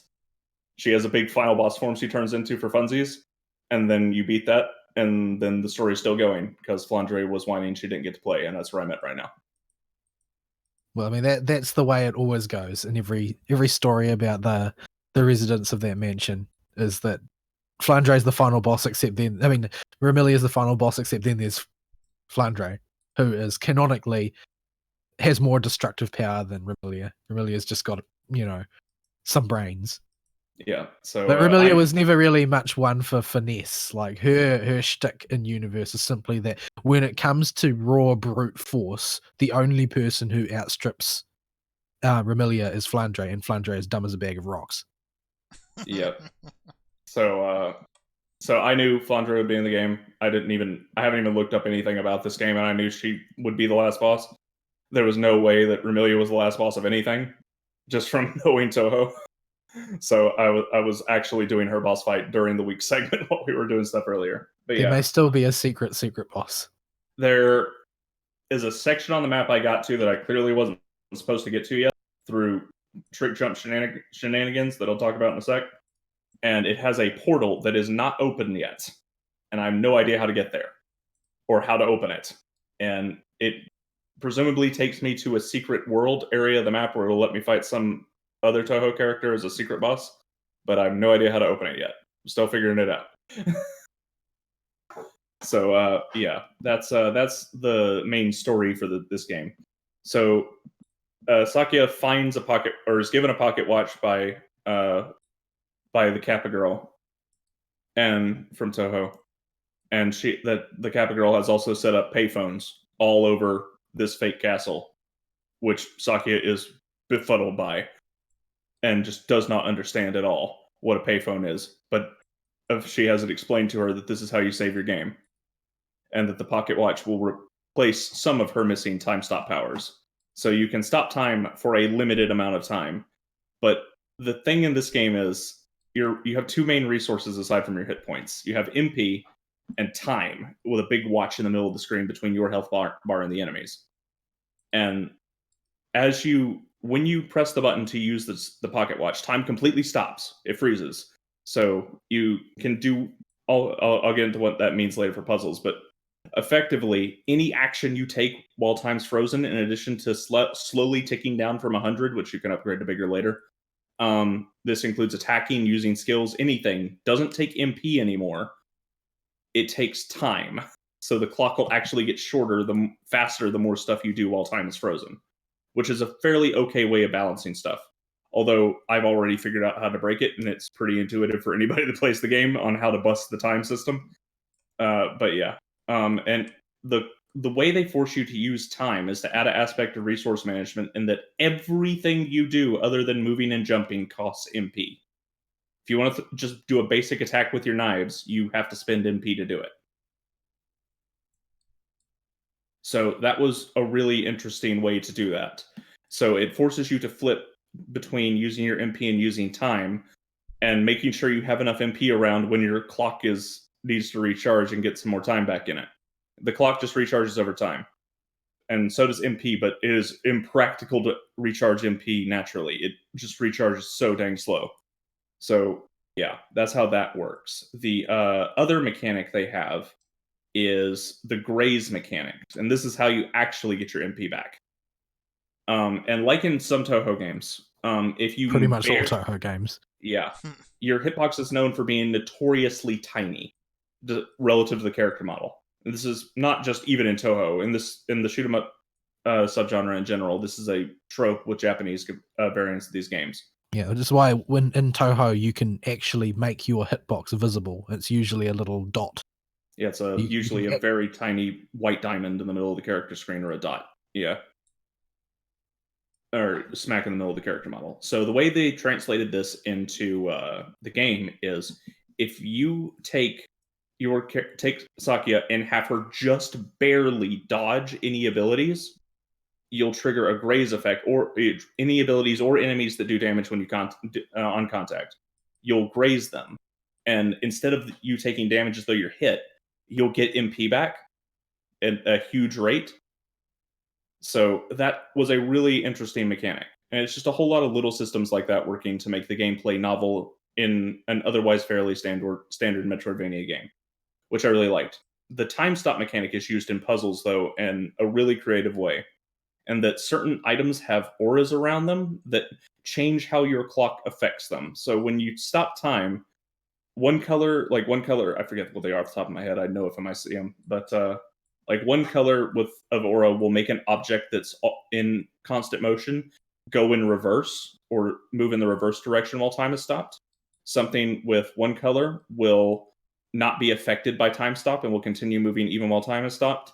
Something with a different color will only move when time is stopped. And time stopping has other effects, like you can walk on top of water, but if you're in water when you freeze time, you can't move at all. So there's a whole lot of really cool ways they've incorporated the time stop mechanic into the gameplay, and it's been pretty good so far. I have not beat the game yet, but so far it's okay, and I'll be able to give a conclusion on it probably next week. It doesn't look like it's that long, like a 15-hour game tops. So I should be able to finish it after the show tonight. If things I've also seen something about, like, if there are enemies on screen when you time stop, you get more time or something. You get less time if you time stop and graze enemies, because your graze box gets much larger, and so you're able to graze much easier, and time is stopped, so you don't have to worry about them doing anything that's going to hurt you. But because your hitbox is bigger, you will naturally just grab a whole lot of enemies and graze them around you for a lesser reward than if you graze them naturally without time stop. But yeah, so it's a trade-off. Do you want to hit more enemies in the room and graze them, or is your MP good enough and you just don't care, or do you desperately need MP and need to try and dodge stuff to get your MP back up? You have to make these decisions whenever you get into a room. And there are Yi standard upgrades, like Sakuya figures out she can attach a blade to her shoe and slide. Figures out she can double jump by throwing knives at the ground while she's in the air, because everything involves knives. Because physics. Figures out she can put a spin on her knives to make it break wooden blocks that are in the way, stuff like that. And there are the traditional colored keys and stuff, and it's fairly standard all around for that kind of stuff. And you can find spell cards scattered around that give you special abilities reminiscent of the Toho spell cards they use in the boss fights in the games.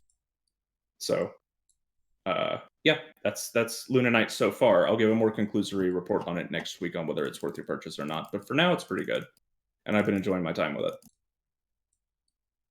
I mean, not every game can be Hollow Knight. You're going to have to just live with that reality. I wish every game could be as good as Hollow Knight.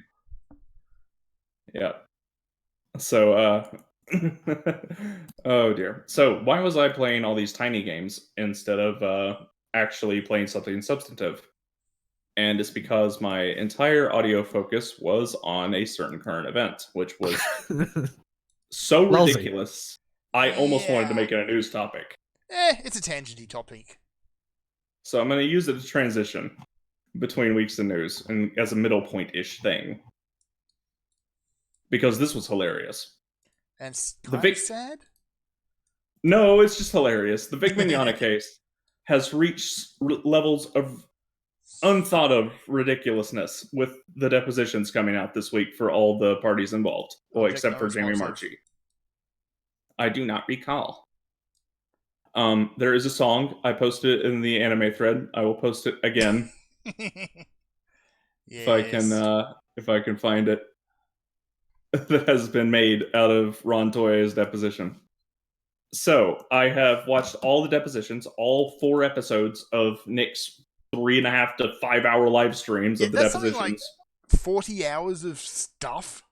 I had this stuff on in the background at work. I really wanted to know what was going on because this was hilarious.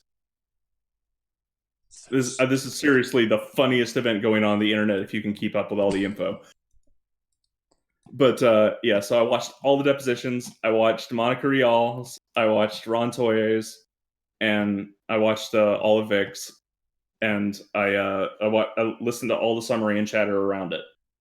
And this thing is hilarious. So the first thing that happened, we'll talk about Vic's deposition first because it sets the stage for everything else. Basically, Vic didn't do anything, and it's evident from the way he talks, from the way he acts, and from the stories he gives being consistent every single time he says them. Since the beginning, he has had a story, and it has not changed. Yeah, I Period. watched one segment of deposition, like segment 2 of like 4 or something. And basically Vic is innocent or he is the best liar ever born. Yeah. Yeah, there is no way anybody that sees the video of Vic's deposition will believe he is guilty anymore. Especially once you get to compare it to the other guys. Yep. Yeah. So we'll start by how bad. I want to emphasize just how lousy the deposition of Vic was, because they were asking him questions about. So you have a fan club called the Risen Bull Rangers. Yeah, yes, sir. And they call you the Fuhrer, right? This was the worst question Jay Sean Lemoyne, the deposer, could have ever asked in his West Nile infected voice. Like, the dude got West Nile and had like lung damage that was permanent or something, and it sounds like he's gargling sandpaper while he's doing the deposition on Vic. He really does not sound healthy. He sounds like a cartoon villain. Yeah, but I don't think it's really fair to make fun of him for that. No, no, it is. There are plenty of other things to make fun of him over. I don't think you need to pick on him for having a virus. So the gargly sandpaper man is deposing Vic, and he asks him, "So, what do you think about being called the Fuhrer in your fan club? Would you say that's detestable?" And Vic just kind of looks at him like he's absolutely lost his mind. And like, I don't know, my fans came up with it. I didn't have anything to do with it. If they want to call me that, they can call me whatever they want. I didn't endorse it, and I don't now, but I'm not going to condemn their actions either. I don't police them. And this blew up in Jay Sean's face. And from this point on, I as well will continue to refer to him as the Fuhrer. Because, of course, that happened, Jay Sean. You're on the internet, you idiot. This is how the internet works. The baton has been passed. So Gravelly Sandpaper Man is now known as the Fuhrer because he went on this ridiculous tangent of questioning Vic.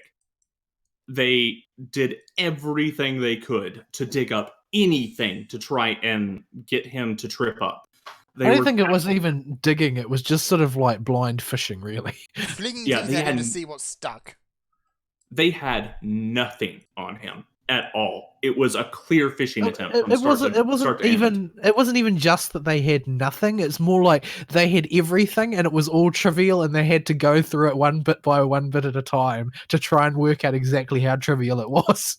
And once the events of this like hair pulling became apparent that like Jamie Marchi was accusing him of, when we got Vic's story, all of a sudden people have context to go find the video for it.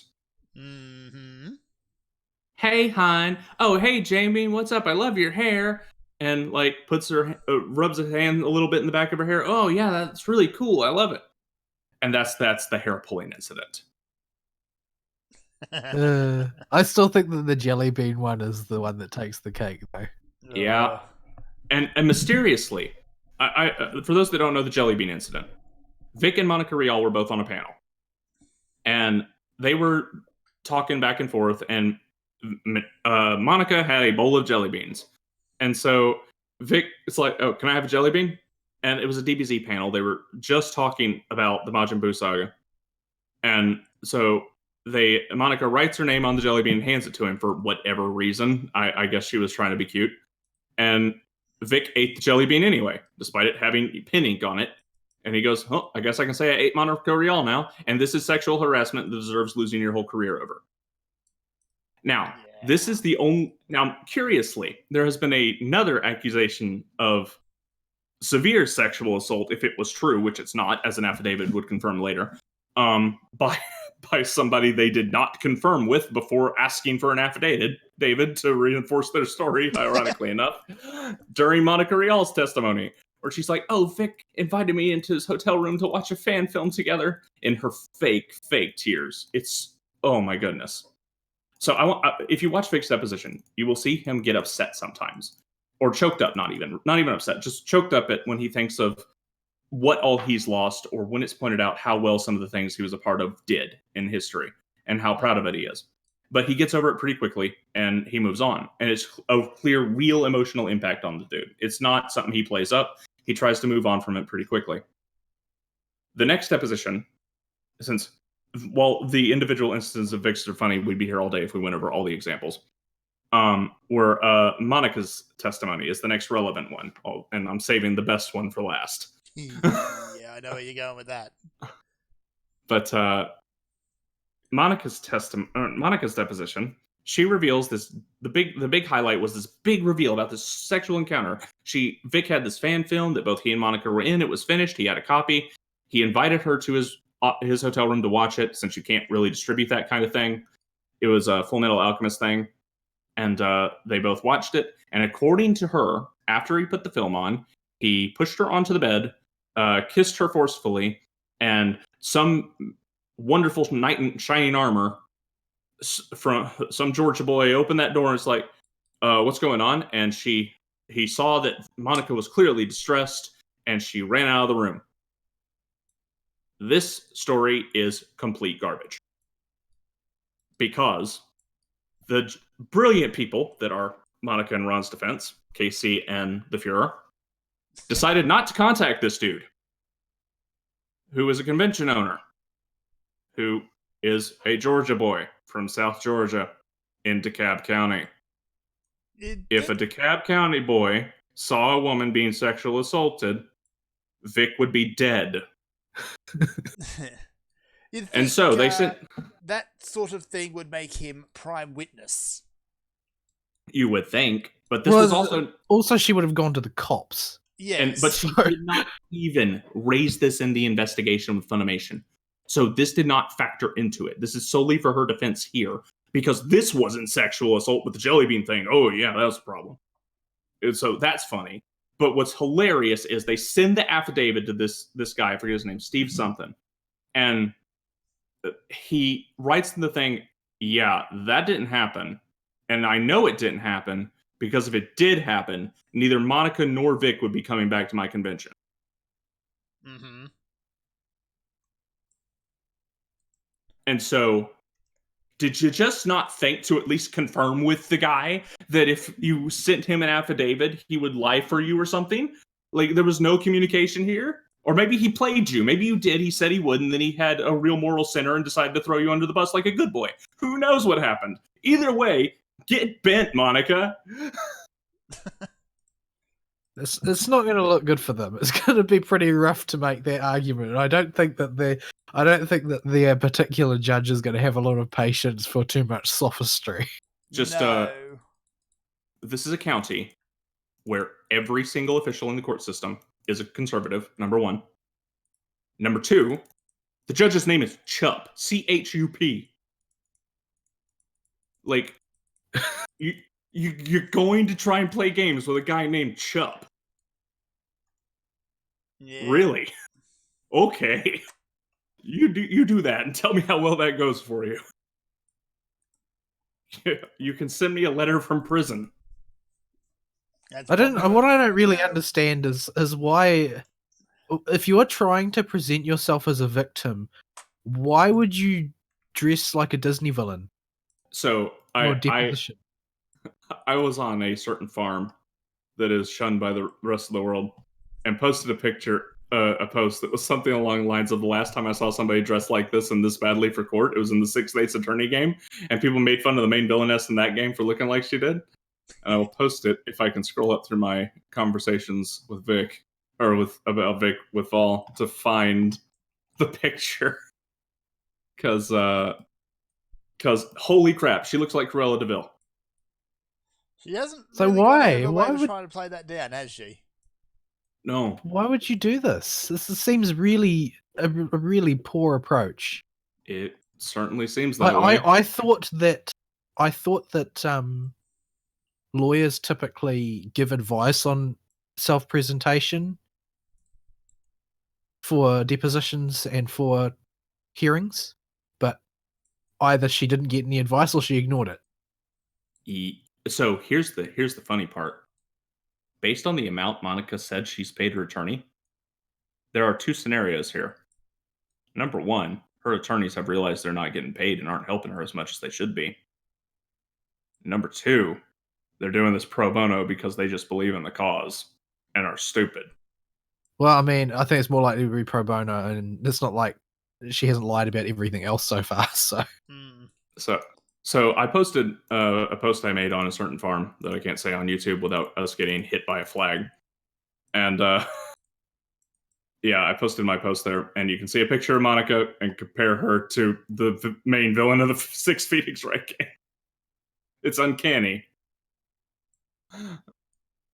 But yeah, Monica looked horrible. She was clearly trying to play the victim card, and I want to give mad props to the deposer from Tiber's firm, whose name is Carrie, and she's part of their female legal team, who are called the Amazons. Little 5'0" Carrie, blonde housewife, homely Southern belle Carrie, is the one who they sent to depose Monica. And this happens after the greatest deposition of all time, which is next after Monica's. It actually happened before Monica's, so the timeline's a little messed up. But know that what I'm fixing to talk about, the reason Carrie is here is because of what happened last time, and Beard Harris Bullock and Hughes had the best play of all time doing this. So Carrie is a girl who does depositions, and as we found out, this is a common deposition tactic, especially with women who claim they're victims when it's highly suspected they're not, to send the nicest possible sounding girl you can to go depose them and get them to accidentally trip themselves up and commit perjury. And she played it off so well. I think people have counted no less than 27 times she has contradicted other statements she has made to the court. Wow. Yeah. Yeah, that's a lot of screwing up. Carrie used to be a destroyed poster on the back of our toilet door in my previous flat which said, "If you don't tell lies, you won't need to remember anything." Yeah, pretty much. And Monica's stories kept changing through this whole deposition, and Carrie was so nice to her for the first half to get her to play up these stories and keep making changes that could easily be disproven. And it was the best kind of victim honeypot trap you've ever seen in your life. It was a beautiful thing to watch. I have a lot more respect for girls that can pull this off in depositions. This was absolutely beautiful, So, what she did to this complete she just jackwagon. set her up and then just dismantled her. For the first 2/3 of it, her deposition is only about 2 hours long. She was being real nice and cordial and getting Monica to talk more and be more social with her and be more open, and got her to expand the stories that she had listed as accusations against Vic, until she had put points out there that are provably false to totally throw the story out of the water, out of the case. Is there some point during the deposition where Monica realizes what's happening? Carrie goes serious mode for the last fourth of it, and the shift is abrupt and very hard to notice unless you know to look for it. And Monica saw it immediately, I guess because she could see Carrie's face. And you can see Monica is terrified of what she just did and realizes the hot water she just got herself into. Yeah, it was kind of going to happen one way or the other. Like, Monica's stories have not been consistent at all since this whole thing began. No. And the reason they did this was because their apparent legal counsel had involved the following words based on the deposition that followed the day before of Ron Toye. We assume Casey Edwards, their lawyer, Monica and Ron's lawyer, that is, told them, okay, well, you're not going to pay us for deposition prep, so here's what we're going to do. Anytime I say the words objection to form, you're going to say, I don't recall, and find a way to weasel out of answering whatever the heck question Ty is asking you. I'm sure that the judge would be terribly amused by that. The judge has apparently not been, nor was he impressed with their 500-plus page TCPA they filed today. Or wow. This week, rather, on Thursday. They are citing bad and wrong case law, and the judge might just label a sanction on them that has them have to pay for Vic's legal fees if it gets bad enough. I watched a couple of streams way back when of things filed by that lawyer, like when they were arguing over the deposition, and he was citing law and complaints and whatnot about Ty's firm supposedly being uncooperative, and Nick went through the cited cases one by one, and every single one of them was just like, this is not even remotely relevant to what you are trying to use it for. So the only real conclusion you can draw is that they're just not good lawyers. Like, period. End of story. They're not good at their job. They're SJW super lawyers who have been in effectively kangaroo courts in California or Austin or any of the highly liberal areas where you can win these cases easy. They are not lawyers who are able to defend against Ty Beard, the most alpha man in any room he's in by default. The dude has a last name Beard. And he does have a rather magnificent beard. You said he was also a martial artist, didn't you? Black belt in Taekwondo and at least some study in Chuck Norris's school. The dude taught Carrie martial arts. Carrie out alpha males either of Ron and Monica's lawyers. Either one of those two boys. She like was talking about how she got her concealed carry permit the one time she was on Nick's stream, and how she learned martial arts from Ty Beard. It's like this little 5'0" 49-year-old girl is more alpha male than you. Carrie and Casey keep getting mixed up in my brain. Casey is the lawyer. Carrie is the attorney from Vic. Right. For Vic. That's yeah, she out alpha males Casey and the Fuhrer. So, oh man. So Ron's deposition. It eventually, Casey realizes that their whole case is basically toast and just starts saying objection to form on everything, even when it's not relevant. And Ty can catch him on that. So he just starts saying that to everything, and Ron keeps saying, I do not recall, I don't know, I can't say. And Ty's like, look, I just need you to authenticate the tweet, dude. Just say yes, no, or I don't know. It's like, I do not recall. I'm going to take that as an I don't know. No, I do not recall. I can't be sure. And they're playing games like this. Yeah, they're playing games like this for the whole deposition. And Carrie is getting frustrated because she's with Ty at this deposition, although not saying anything. Ty is the lead deposer against Ron. And they're whispering to each other. And Casey had the brilliant plan of, on the record, before they went off the record, calling her out on talking with Ty and telling her to behave herself in a case where his clients are claiming sexual assault. He told a female attorney to behave herself improperly in a formal deposition on the record, loudly.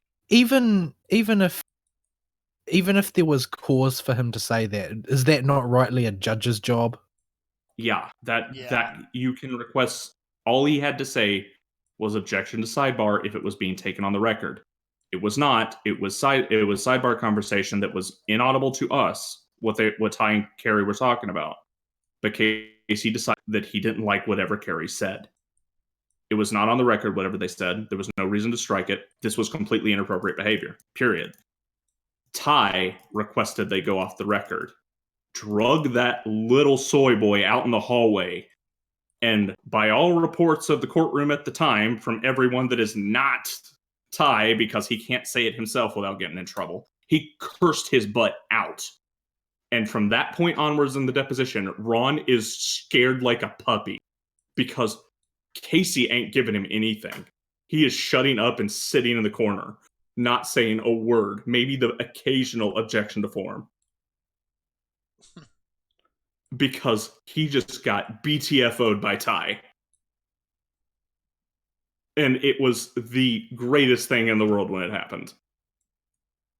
Like, these guys just got bent over in deposition. And I think Nick is right. They never wanted this to go to depositions. They probably told their clients, you don't need to worry about deposition. Well, as far as I'm concerned, that letter that Huber wrote on, quote, on Vic's behalf, unquote, like, there's clearly Vic didn't approve of it. It was not written at his behest. But that letter and the response Monica gave to it proves, as far as I'm concerned, like, if I was going to conduct the kangaroo court thing, that's basically an admission that from Monica that she was lying. Yeah. Because if any of the stuff she said was true, that wouldn't be enough to settle. That would be the format. The format of the event as took place within the walls of Funimation and the circle of people there. This is the model of the situation where someone comes forth with an accusation. The person who the accusation is of is not confident to stand and defend themselves for whatever reason. Like, I mean, everybody knows Nick is a philanderer. There's no evidence he's ever sexually assaulted anyone. He's definitely a philanderer though. So, I mean, if he was very sloppy, I mean, from the point of view of a bunch of the people on the other side who, are pretty loose with their morals, he probably has made some mistakes in the past, which they can nail him on. So all they have to do is imply that they know about one of them to get him on the back foot, and then they extract an apology for him. He disappears from the scene for a while, duly humbled, and then everything goes back to normal. That's the pattern that they were trying to invoke, and it's one that happens almost daily in show business. Yep, and we got the motive for it indirectly through Monica. It was all petty revenge. A bunch of his detractors, like Greg Ayers, didn't like him because he was a Christian. That was a big one. And the rest didn't like it because he was more successful than they are, because he's better than them. And that's the end of it. I mean, that's it really comes down to, really. All you need to know about Monica's acting chops is what you try and look up set in her deposition. Yeah. No, try and see the girl pretend to fake cry for minutes, caked in makeup without any mascara running. Yeah, like, those aren't genuine emotions. That was clearly fake. She had so much dang makeup and mascara on with her little evil Disney villain outfit that there is no way that wouldn't be running if she was legitimately crying. Like, oh my goodness. Or maybe it's like clown grease paint or something. Who knows? It's just a layer of aerogel over it or something. I don't know. Probably a face mask, because oh my goodness, she's just so. It was so disgusting. It is both this. You get to see just how horrible these people really were, and if you've already been supporting Vic the whole time, this is the best bit of catharsis that could happen for the whole case. These people just completely sunk themselves. Like, even if by some miracle Chuck gets stuck in a legal loop and has to let them go, their reputation is done. Nobody will hire these guys ever again. Yep. Well, they've made themselves toxic just by going to court. Like, they are a legal liability now because they caused trouble. Yeah, and their depositions are public. And I mean, even though in any practical situation, the media, against all evidence, would back their side of the story because it's just what the media do. Nevertheless, they still won't be able to do business because they will be known as those people who got in that big legal argy-bargy with Vic Mignogna. Yeah. And that'll be the case whether they win or lose. Yeah. And at the very least, Vic has been pulled up to a point where I think, at least with smaller companies that are aware of his situation and what happened, he could get a job. He could probably get a job with them okay now. They wouldn't have any problem with it. Yeah. Because A it's lot of very the clear cons he are didn't do starting anything. again. A lot of the conventions are starting to sign him again. He probably will still have a bit of trouble with the voice acting companies, especially the bigger ones. I don't know where they all fall politically and where they stand at the moment. Well, But, they're all functionally they will functionally employ actors, art people. So they're all going to be, left of Stalin. So yeah, that's just an inevitability in the industry, more or less, is that if you are not a progressive, you're going to be on the back foot the entire time if you're trying to work in that field. But I mean, it's sort of hard to tell how things would shake down, because it's entirely possible that by the time that this whole debacle is settled in 24 months or whatever, Funimation might not exist anymore. yeah, Funimation's, if they don't get their TCPA through, which is the anti-slap motion for Texas, for those that don't know. Anti-slap, for those that don't know, that is the motion you are allowed at the start of every legal case where you are the defendant. You are allowed to say, no, this lawsuit is filed frivolously and is just suppressing my right to free speech. So you have to overcome that. It's just to cut down on caseload in the courts and make sure that some of what's actually the client's actually being accused of happened. And then you can take it to court. For those who are not American, anti-slap motions in America can actually be overcome.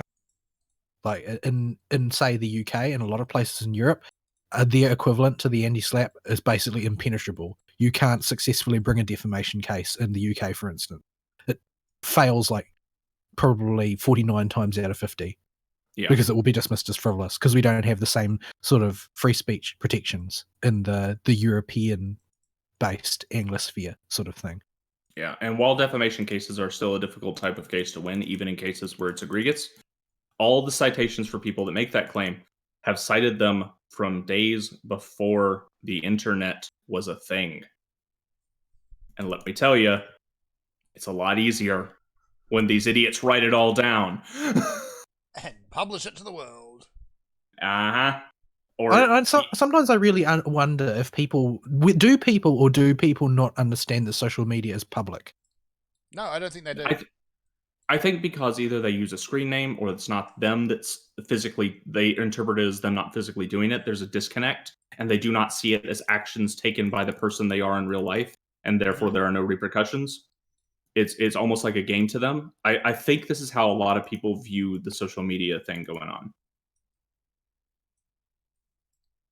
So I don't know. I think that would go a long way to explain a lot of the behavior online when it comes to especially the trolley types and the far lefty types. They just do not have a connection with the on-screen avatar that is their face attached to their screen name on Twitter. Yeah. There's always been a bit of a disconnect. Like, you think it's happening on the internet, therefore it's not real. It's easy for us to forget because we play games. Going in a circle and discussing, people misbehaving on social media, because I mean, if you try to discuss that, you'd be here all day. Oh yes. So who else is still to be deposed, and what's the next step following on from there? The next one up is Jamie Marchi, and depending on how big of a clown show that one is, I may cover that one. I barely touched on how funny these depositions were and how cathartic they were. If you want the full story, by the way, y'all have to go watch Nick Rekieta's live streams. They are long, and they do require prior knowledge of the case to really understand everything that's being said. But if you have that, or if this sounds interesting, it's well worth it. These depositions are the funniest thing in the world when you get to see these people just completely just melt because they know they screwed up and they've been caught. You say it's funny, but there are some parts in VIX that are kind of heart-wrenching. There are. It has rallied the community behind Vic harder than anything else in this entire lawsuit. It has made just abundantly clear how not guilty he is. Doesn't matter what the court says anymore. The court could say he's a serial rapist and nobody would care. Everybody is on Vic's side for goodsies now.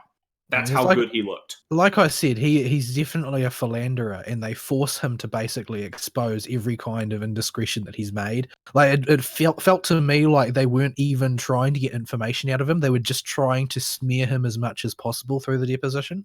That is a read that Nick has entertained, and a bit of the Kiwi Farms have as well. But I don't know. It's hard. It's impossible to know what they're thinking. Although, as more evidence and filings come out, it may be that every exercise they go through at this point is just to make Vic look bad because they know they've lost. I mean, there's no apologizing. There's no apologetics for Vic's repeated cheating on his fiancee way back when. But how is that actually relevant? Whether or not, like, how is that relevant to any kind of criminal conduct? Whether or not he was affianced to anyone at the time. Yeah, he apparently had a difficult relationship with his then fiance. For those that don't know, and he was seeing other people before they officially broke up, and that technically is cheating on your fiance.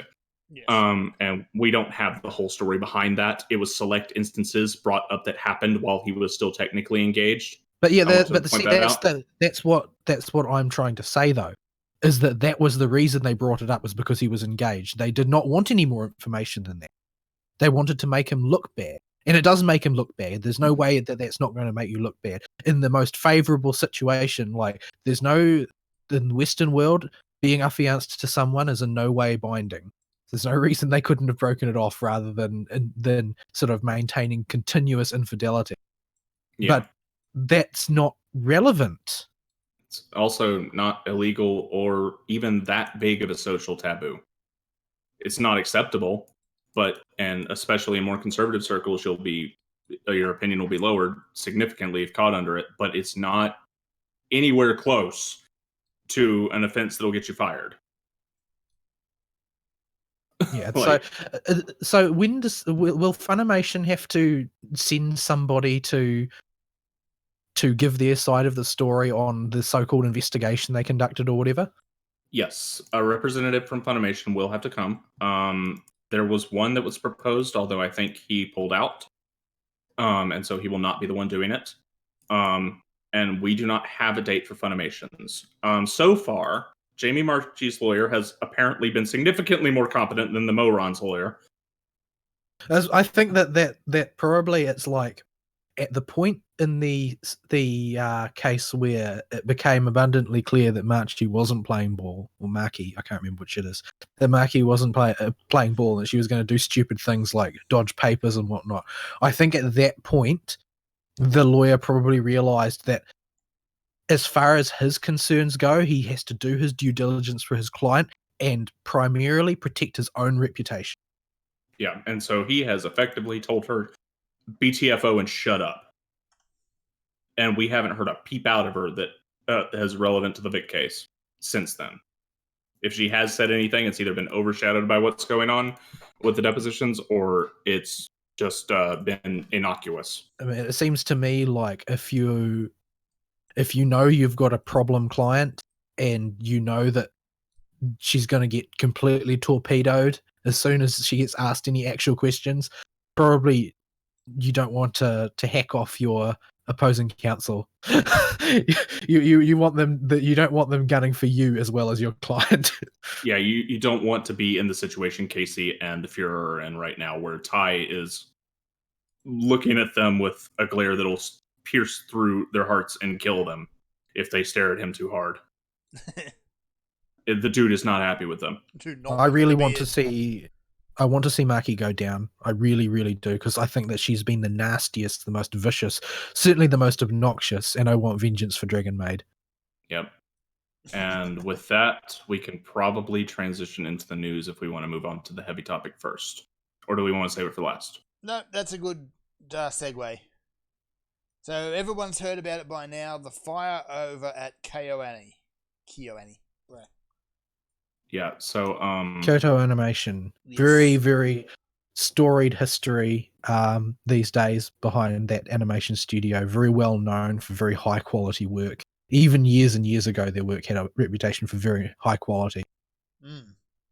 For those that don't know, KyoAni, they made Haruhi and the Full Metal Panic Fumoffu season. They made Lucky Star. They did the Clannad adaptations. They And did Air and Chaos. Canon. Yeah, Air Canon. They Air did was the Chaos. first one of theirs that I watched, I think. Yeah, I think Air actually was their first or one of their first things they did. But yeah, Yeah, at the darker end of the spectrum, Dragon Maid. They did. They did Myriad Colors, Phantom World, Nichijou. Violet Evergarden, Oh yes, Eye Candy, There were- the anime. They are Love, unfortunately- Tunibio, and Other Delusions. Yeah, Beyond the Boundary. They are unfortunately responsible for free. Unfortunately, yes. Well, I mean, you can still see their fingerprints all over it, though, because even though you don't want to see that man flesh as a straight male, that water was effects are exquisitely beautiful. rendered. So, It was a very pretty show. It I was would not very have so pretty much of a problem with it. quivering man flesh, yes. There are people. It's just the way. It's mostly the fandom with that one that gets me icked by how that show has come around in the public eye. But Yeah. the only gaffe ever in Kyoto Annie's history that I can think of that was of any note with the public is Endless 8. that's probably not the idea that they had internally, though. I think that there's probably a deeper story behind that because it's just so transparently a bad idea. Yeah, and that's like the only possible thing anybody, West or East, could come up with that was just not a good thing for KyoAni to animate. Yeah. Everything else has quite a bit of merit in most cases. Even the movies of their shows. Disappearance of Haruhi Suzumiya might be my favorite Christmas movie. It's a really good one. I've never actually seen it. I've read the book a few times because I own it, but I've never actually watched the movie because it was the movie that went out of print very quickly in New Zealand. It's a very, very good movie. I love that movie to death. I'm not a huge Haruhi fan, but I love The Disappearance. Anyway. So if you need a KyoAni thing to go watch, if you have a vague idea what Haruhi is, the movie is really, really good. I was actually rather glad when I looked at the Madman anime app. They've got this big banner on it, which is "Watch the best of KyoAni." No, I was really happy to see that. I'm not sure how cynically we should treat that. That could come off as... Well, I mean, it's still going to be there regardless. I mean, the only people who visit that site would be visiting it anyway. Yeah, it just feels like playing off the increased traffic the recent disaster will give them. Well, I mean, if anybody goes looking, though, they might as well get directed to where they're trying to go. So I don't think there's enough to gain for it to be cynical. Yeah, to be honest. It's natural cynicism and reflex mostly. Well, I think it's a reflex because of the way other people have been behaving. So the short version is that an arsonist attacked Kyoto Animation, poured a frankly colossal quantity of 40 gallons of petrol into the bottom floor and then set it alight. Yeah. And set himself alight as well, I think. He apparently was not on fire leaving the scene. Now, this is not confirmed, but apparently a staff member was on fire coming out of that building, chasing the perp, and tackled him on fire. And that's where his burns wounds came from. I don't have a confirmation on this story, but it has been circulating around since this came out, and I've not seen anybody go out of their way to debunk it. If that's the case, KyoAni has serious badass on their payroll. They did. So this is a problem in Japan when your building gets set on fire and you're in an area in an art studio in a country that has anti-suicide laws. Yeah. So for those who don't know, countries that still have a strong honor culture tend to have a very high suicide rate, and the strongest residual honor culture of any country in the developed world is Japan. So suicidality is a massive problem for them, and they have enacted a large number of different laws to try and curb it. And one of the earlier ones was just make it so that people can't have a psychotic break and leap out the nearest window. So they make the windows unbreakable. Yeah. Yeah, bit of a double-edged sword though, because you can't break them to get in or out when there's a fire. And the point of this is less that they could jump out and escape the fire, The problem is the design of this building was built in such a way. I think it was a 3 or 4 story building, and the only way to reach the lower floors was through 2 main stairways that were completely consumed in fire by the time the second floor was alerted.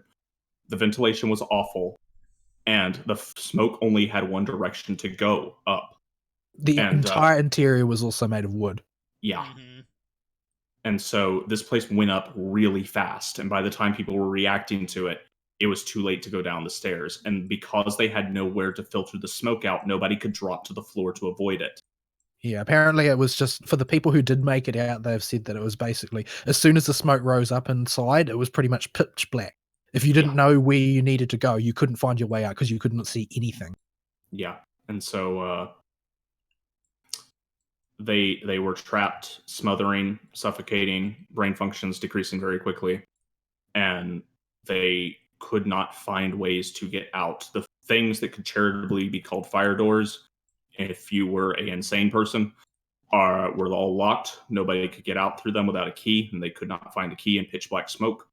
The door to the roof, for conflicting reasons I've heard, from it being a pull door instead of a push door, and in the chaos, the employees just couldn't get it open while everybody was stuffed up in the roof trying to get out, or because it was locked or sealed for one reason or another, wouldn't open. A lot of people got stuck up there. And the animation studio, being just full of celluloid and film and paper, caused it to explode like a fireball as soon as it got a bunch of fire in it. So at the time the fire blew up, there were 74 people inside the building. And I think this was it 34 confirmed, or is it 41? I can't remember. I've seen a few 30. numbers tossed about. 34 is the confirmed number at the moment. 34 confirmed fatalities. Cause of death for many of them was actually carbon monoxide poisoning. Mm-hmm. But most of the bodies are burnt to the point of unrecognizability at this stage. So the people who are dead have not been confirmed, and there are a lot of people in critical condition who may unfortunately add to that toll as time goes on. And as a secondary sort of tragedy, pretty much all the original material has been lost. Yeah. Now, this might be amended. There are rumors going around that a 3D production company that KyoAni was working with might have a backup on their site. It may not be up to date, but it might have an older version of the backup. So everything, except for the most recent stuff, might not be gone. But this is not confirmed. It is not unlikely that all media, both their physical copies of it, their physical archives and their digital archives, are all gone. So that's very sad. The only confirmed survivor that we know about is the K-On! Director. That dude made it out, or wasn't there. I think he was there actually, and he made it out. He's still okay. He was giving statements to the police, so we know he's okay. Everybody else it's up for grabs. People that we don't have any nose on at all are like Takamoto, the Full Metal Panic dude, Ishihara, the one that I forget his first name, the dude that did Haruhi and a bunch of other stuff. Don't have a status on them yet, and a whole bunch of their key animators and lead animation staff we don't know. Right, so the president of Sentai Filmworks has opened a GoFundMe to help raise money to deal with the situation. I don't know precisely where it'll go, whether it'll be for funerary expenses, recovery expenses, or rebuild expenses, but hopefully we'll see Kyoto Animation rise again, although it will never be the same. But there's a GoFundMe out there. You can find it. It's called Help KyoAni Heal. I'm very actually gratified at least to see this doing well. It raised $1 million, over $1 million in 24 It's 1.8 million at this point. There you go. Yeah. 2 days, 1.8 million. Yeah. 54,000 people have donated. That's very heartwarming to see, at least. Yeah. This was a company that didn't really have anybody that disliked them, at least in the West. They had their contingent of naysayers, but nothing significant at all. This was a fairly beloved company. And so the West has done a very good job coming out to support them, unless you're the mainstream media. in which case you're a disgusting monster and should go jump out of a building in Minecraft. No, not even in Minecraft. Just go kill yourself. No. I've been absolutely disgusted, honestly, by some of the headlines. Like, the mainstream media here, or part of it anyway, at least has been fairly honest about it. They haven't gone too crazy and clickbaity, I guess. There's a New York Times article that, as soon as this thing went up, posted the New York Times immediately posted an article that tried to politicize this mess. Yeah. Didn't take them even a few hours. Like, as soon as the workday started, boom, it's up. The Grey Lady, paper of record, folks. Yep. So their original title, I don't even have the article. I just have screenshots of it from archive.is because I'm not giving New York Times anything for this, and I'm just going to make fun of them because I don't care what the article says.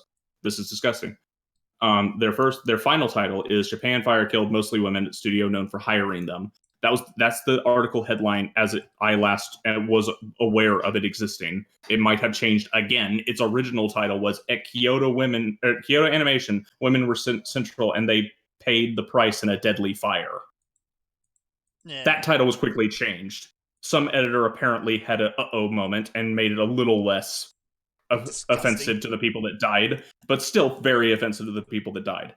I really do wonder. I mean, the way the New York Times has degenerated shows degeneration at every level, but I do wonder what the pipeline is like for these online media sites when it comes to funneling things through from writing to publication, because it seems like almost no checking takes place that, what's being said is even sane, much less appropriate. I would imagine most cases there isn't even an editor for their online only publications. I imagine these people just write it and churn it out, put it in a spell checker. Yeah, but at any rate, opinion on journalism not improved by this latest debacle. No, they really do seem to want to dig themselves into a deep hole and never emerge. On a tangential note, and this seems terribly unrelated, and it is terribly unrelated. I got, during the week, I received my copy of the latest book in the series of Irregular Magic High School. And it struck me I've never finished it yet. I'll talk about that next week. But when I was reading it, it struck me how many of the ideas would never get published in America in there, because there's a chapter in the book is basically dedicated to making the mainstream media look like disgusting shills who are only interested in twisting everything that they see to serve their political ends. Like there's a whole chapter based on ragging on mainstream media journalists for politicizing everything. Yeah, and the thing is, in that setting, users of magic are sort of, because they were in a previous generation manufactured for war purposes, there's a certain amount of human rights issues that still surround them, because a lot of people don't recognize them as humans since they were born in test tubes, a lot of them, in the early generations. And so it's presented in that way that I think rings very true, where the journalists are basically trying to use the idea that they are defending human rights, but it's made very clear that their real intention is to puff themselves up as the voice of society. Yeah. That does sound like it might hit a little bit close to home. The worldwide, it seems like the opinion of mainstream media journalism is just spiraling ever downward, and this will be another thing added to that pyre. No pun intended. I have deliberately tried to not make any fire jokes by accident or fire puns while saying this. I think even when I was posting the compilation of stuff I had in the show host thread, you made one by accident. I should find it again. It's like, hot takes are bad civilization is what you said, and I should be like, oh, I want to call him out on it, but I can't do it. It's not right. I saw that after I wrote it and said, you know what, I'm just going to pretend that never happened. Like, I have to wait for the show and find a roundabout way to call him out for that one. We'll just glaze over that in the meantime. I think calling people out for accidental puns is a very plebeian thing to do. But funny sometimes. I don't think so. I think when people do it to me, it's funny too. But anyway, yeah. I think But everyone should just get in and just support those from KyoAni in any way they can. yeah, I don't have a whole lot of money I can throw at them. I'm not going to throw any money at the Sentai Filmworks thing, but I am considering ordering a proper copy of Disappearance on import. Yeah, there you go. So that I can support them directly, because I like that movie, and I've been meaning to buy it forever. Now, there you So go. Yeah, you don't necessarily have to give to the GoFundMe straight away, but just buy their stuff, enjoy their content. yeah, go get your friends together and go watch Endless Eight or something. Why would you do that? Okay, don't do that. You're supposed to remember them fondly. Okay, maybe not that one. Abo has tried to get me to watch all of Endless Eight. It's not happening, Abo. I did. I watched it as it came out each week. Another episode. I have it on DVD somewhere as well. I got to think I Haruhi do about anyway. a year and a half, 2 years after it came out. And I deliberately knew Endless Eight was coming. Like, okay, first and last episode, that's all we're doing. I've never gone and watched all of them. For those that don't know, the Endless Eight is 8 episodes of effectively the exact same thing with very minor changes. I sort of enjoyed watching the changes to try and pick out the differences between them and seeing the progression of things destabilizing as time went on. I think that I've had enough of extreme close-ups of the mole on the back of Kion's neck, though. Oh dear. But yeah, because we're old, we're talking about Haruhi. But if you like their newer stuff too, you can. Well, check that stuff out. everyone says that Violet Evergarden is just an incredible production. I've never actually sat down and watched it, but it looks gorgeous, and apparently the writing's quite good as well. I've heard good and things remind about it. yourself just how ugly reality is. I've heard a lot of good things about it and might check it out in the wake of this thing. I had no intention of watching it before, but yeah, I might go check it out after this. Sure. All right, moving on then. But yep. So next up. Oh, by the way, for those that were wondering where I got my sources for this stuff, before Vol dug up an NHK article, which I just didn't even think to go check out. But I compiled a bunch of sources from the forums that were following this before the show, and I posted all the screenshots of what I found in the live show notes, if you particularly want those, or the live show chat in the Discord, if for some reason you want to check that out. All right. What else do we have for this week? We've got a bunch of little things. Some good, some really kind of dumb. Yeah, we do. We have... I had the wrong thing open. We could speak of a couple of abominations. We can speak of something really actually quite good coming from Monster Hunter. Well, I say good in the loosest possible term. Y'all can go on with the Monster Hunter stuff if you want. I've been talking a lot for the last little bit. All right. So we got bits and pieces from Monster Hunter Iceborne from, I believe it was Comic-Con. Last time they spoke, they showed us Glavenus and just how cool and awesome that thing looks in the game, and how much of an unpleasant beast he is going to be to fight. For the record, Glavenus is a giant T-Rex that can spit fire and has a red-hot glowing sword tail. Yeah, which he sharpens through the fight. So they decided, okay, everyone loves Glavenus, let's make him worse. So the result is acidic Glavenus, which, as the fight goes on, it kind of grows these sulfuric crystals on its tail, which slow it down, but it starts applying a debuff. No word on what that debuff actually is yet. Probably defense down. Probably something along those lines, yeah.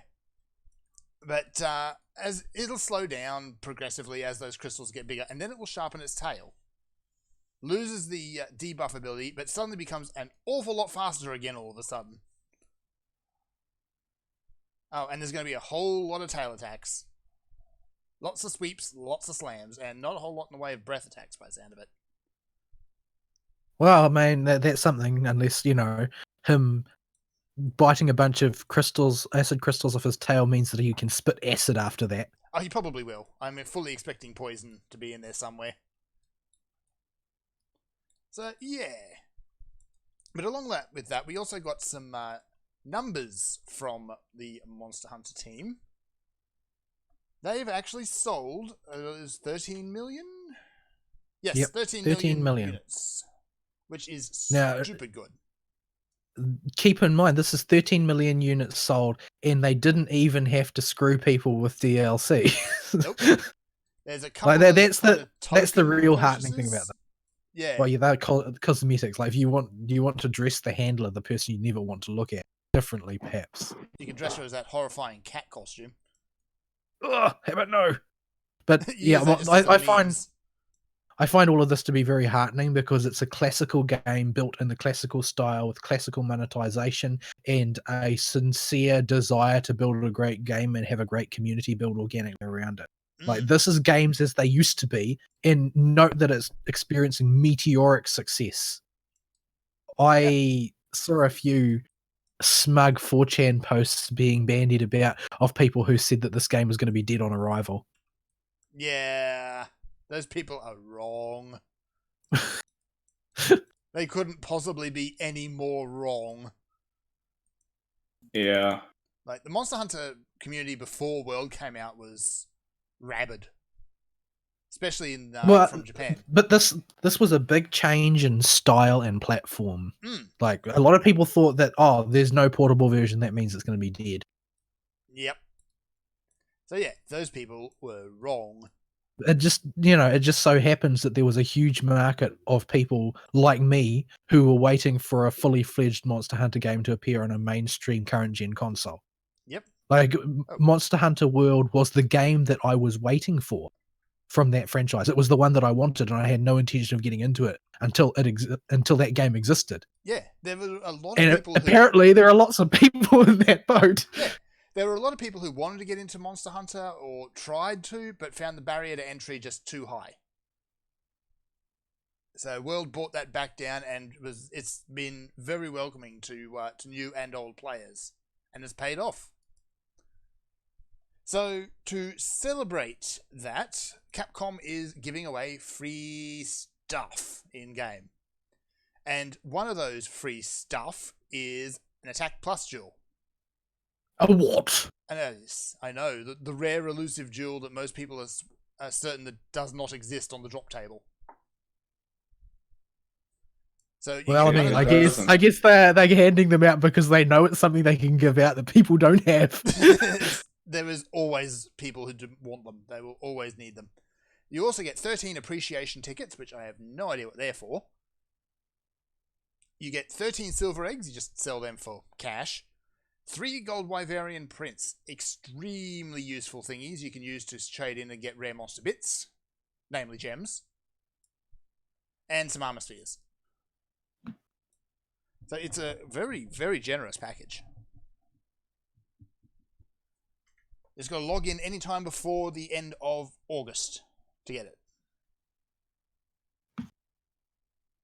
I will need to make a mental note to boot it up at some point. Although this article actually isn't very clear. It actually says the 25th to the 29th of July, but that's not correct.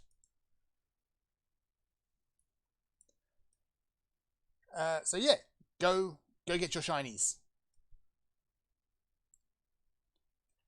I will indeed have to get my shiny. I'm pretty hype. I'm hungry for more information though. Yep. I'm really getting quite hyped for Iceborne. It's been a while since I've been actually hyped for a game.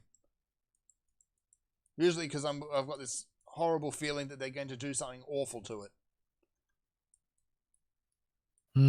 Yeah, they seem to be shooting pretty straight. Yeah. They seem to really, really like gathering hubs, but generally speaking, I've been impressed with everything that I've seen so far. They've gone a little bit overboard with that gathering hub.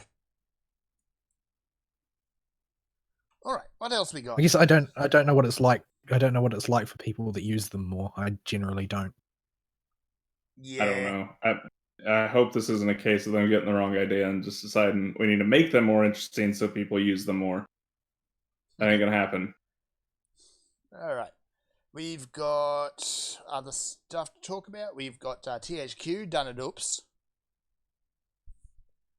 Yeah, Accidentally that's not the rolling first out- time. It won't be the last. No, they've done it again. They've accidentally rolled Yeah. out incomplete DLC. This was before the major news this week really hit, and I thought this was the funniest thing that I would be talking about this week. Because Yeah. I don't know why this made me laugh so much, but I couldn't stop laughing at this. It's a pretty big goof. Okay, let me point out just how bad they actually gaffed here. They put out the Darksiders 3 DLC, and I'll post it in live show chat so that you can see. If you look at the very first picture in that TechRaptor article after the title picture, you will see a big bunch of white text over a door that just says "Start point for DLC 2." And I thought this was the funniest thing of all time. Yes. So yeah, this ended up being kind of a small thing in the end, but still kind of goofy. Yeah, that's just really, really funny. Yeah. But yeah, so THQ did it dumb. From goofy to kind of pretty much bad, we've got our first look at the Witcher Netflix series. Is it even okay to call it Witcher at this point? Not really, no. Well, Call it they've Conan, named the maybe. characters after characters from The Witcher. Can we say inspired by The Witcher? In spite of the Maybe. Witcher, maybe? Derivative of The Witcher? There's a whole lot of other words we can use that are more correct. Yeah. It, I don't know. I've read a lot of corollary material about how this thing has been going in production, and they've been talking up that it's going well, but apparently these are all unconfirmed, super unconfirmed rumors. But apparently there was a bit of a battleground to just getting it made. It sounds from I don't put much credit in these rumors. There are various subtle reasons why I think that they aren't reliable, but what people have been saying is that a lot of Netflix investors are sort of at the end of their rope at this point. They've had it up to here with Netflix never turning a profit, never having any hits big enough to pull them out of their financial black hole that they're in. And The Witcher was supposed to be their chance to do Game of Thrones, basically. yeah. To have that grand fantasy smash hit that everybody will love. And the investors wanted to play it safe and go in a very orthodox direction with the IP and basically be Game of Thrones. And the production people wanted to make this work spectacular, where everybody was cast as some weird different race from the original cast, who are all Nordic. Basically, they were like, it takes place in Poland. Of course, everybody's white. But yeah, basically what people are saying is that this is going to be, if Netflix botched this, it's going to basically be their last hurrah. Yeah. Looking at this trailer, they've botched. Yeah, there's a lot of pretty significant issues in there.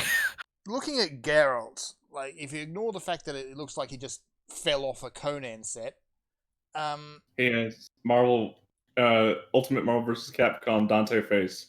he does. The makeup and particularly the eyes just look wrong. Dude looks sick. He does. Somebody get that guy to the hospital. Like, You know, the Geralt's- kids use that as a positive comment these days. Oh, right. Geralt's keep not forgetting. supposed to look overly healthy. He's supposed to be extremely pale and kind of, not. He's supposed to look Healthy, deformed by his paleness, though. Not like he's dying. He's still an action hero. Yeah. And certainly not like he's worn some sort of carpet on his head. I can't. Yeah, the believe wig is he really said not armor. good. That is Like- a really bad wig. Yeah, I'm not really sure. I don't know if that's just what the wig looks like. I mean, maybe they can dress it up a little bit in practice. I don't know. Yes. The other things people are complaining about are, of course, the wonderfully ethnic diverse cast. Yeah, and sort of fantasy medieval Poland. Really, I don't really understand why so many of these woke people are obsessed about race. Like, I thought being racist was bad, but apparently they think it's good, so they're constantly pigeonholing people based only on their race. So Rules I for don't know. me and not for the, or rules for thee and not for me. Yeah. It's their MO. So ignoring the race swapping will kind of undermine parts of the storylines. It just doesn't look good. yeah, that's sort of the thing, right? The political, and this applies to a lot of media these days, a lot of film media these days, is that this political urge to be diverse it doesn't make sense from a world building perspective, No, it because the quote diversity unquote, as people use it these days, is an extraordinarily recent phenomenon. doesn't. Mm-hmm. When you're trying to depict a nation is naturally people who are like each other grouping together. That's the way that in the days of fire and sword, that's how nations are built, as people who share something in common stake out a patch of land together. It's not a case of, oh well, we've got a modern immigration system and labor market, and so we're recruiting people from all sorts of different places. No, you've got, if you were a foreigner who was taking up residence in a foreign land, you were assumed to either be an itinerant merchant or an itinerant mercenary. In either case, you couldn't be trusted. so it doesn't make sense from most of these world building perspectives to try for diversity, because what you're actually doing is destroying verisimilitude. Being ethnically diverse is not a strength if you're a tribal society. Nope. I'm not sure why they kept pushing for this wokeness. Like, there's plenty in there that would tick the woke box in The Witcher lore if they really actually bothered to look. Yeah, it's not like the stories are based on old fables, but they're not old stories themselves. Yeah. The books are already a product of the modern era. Like, just trying to be progressively more woke with your adaptation is not productive. It's not helpful. Nobody asked for it. yeah, most of the big powerhouses in that world are women already. So, why But push They were more? white women, Fern. You don't understand. Right, I get you. We have That's the thing, though. That's the thing, though. You wouldn't know, because the number one thing that is common to virtually all sorceresses is that they change their appearance. They're almost categorically all deformed in some way. That's part of the law, as I understand it. The only major character who can use any magic who isn't physically deformed in some way is Ciri. All of the others have some sort of grotesque physical deformity, which part of them learning magic was so that they could cover it up and live life without being discriminated on account of that. So realistically, let's say you've got an old medieval society where people don't trust foreigners. If you're a sorceress, the first thing you're going to do is change your skin color to match everybody around you. Mm-hmm. Blend in, not draw attention. Like, once you are so powerful that nobody can even side-eye you without catching on fire, then maybe you can look like the way you actually look. But that's not the case for a lot of people. So anyway, don't have high hopes for this series. It's got Netflix's track record against it before we even get against anything else. I mean, after the fact, if it turns out to have been extremely good, then I'll have somebody I know who's a Witcher fan, whose opinion I trust, watch it. And if they also say that it's good, then I'll consider it. And I probably still won't watch it. Yeah. Netflix has taken many a promising franchise and run it into the dirt. Why they got to do this, mate? Because woke. Got to be woke. Not woke enough. Like, just about all the Marvel ones, they ran into the dirt and took all the fun and enjoyment out of them. Who would do this, Chief? Well, Netflix would do this, Chief. Netflix would do this. Okay, have we got something happy to finish on? Please, let's find something happy. We don't. I'm super mad because there's a Funko Pop game. This is just, I just dropped this in there because it deserves to be mocked. I don't have anything particular to say about it or to mock it over, other than to say that I have been made aware of its existence thanks to Fern, and I just feel slightly madder than I did before. Oh, I'm going to be plenty mad at it. Because it's the most cynical thing of all time. It's a tabletop game that encourages you to buy figurines. Oh, and by the way, the Funko not Pops- figurines, not Funko figurines. Pops. I don't want to call them figurines. Yeah, No, Funko Pops then. they're but the worst part is the ones that already exist, the ones people have already bought or more likely been gifted. You can't use them. You've got to buy special 3-inch ones. So if you want a special character or a character you really like, you got to go buy a new one. So So basically, basically- this is a way of selling all of the Funko Pops they produced again downsized, Yes. so that This it is- costs less in materials. Yes. Yeah, I'm about to say this is how you go if you're a Funko Pop exec and go, how do I make the customers pay me money for A, something they've already bought once, and B, how do I spend less on materials? Yeah. It's exactly it. So, I'm not even sure what sort of framework their game exists in, because I just thought Funko Pop, tabletop game, and figurines, and knew exactly where we were going. Yeah, I haven't actually read the article you posted about it. Don't, it'll make you mad. I haven't. Again, don't, it'll make you mad. So, it's just cynical.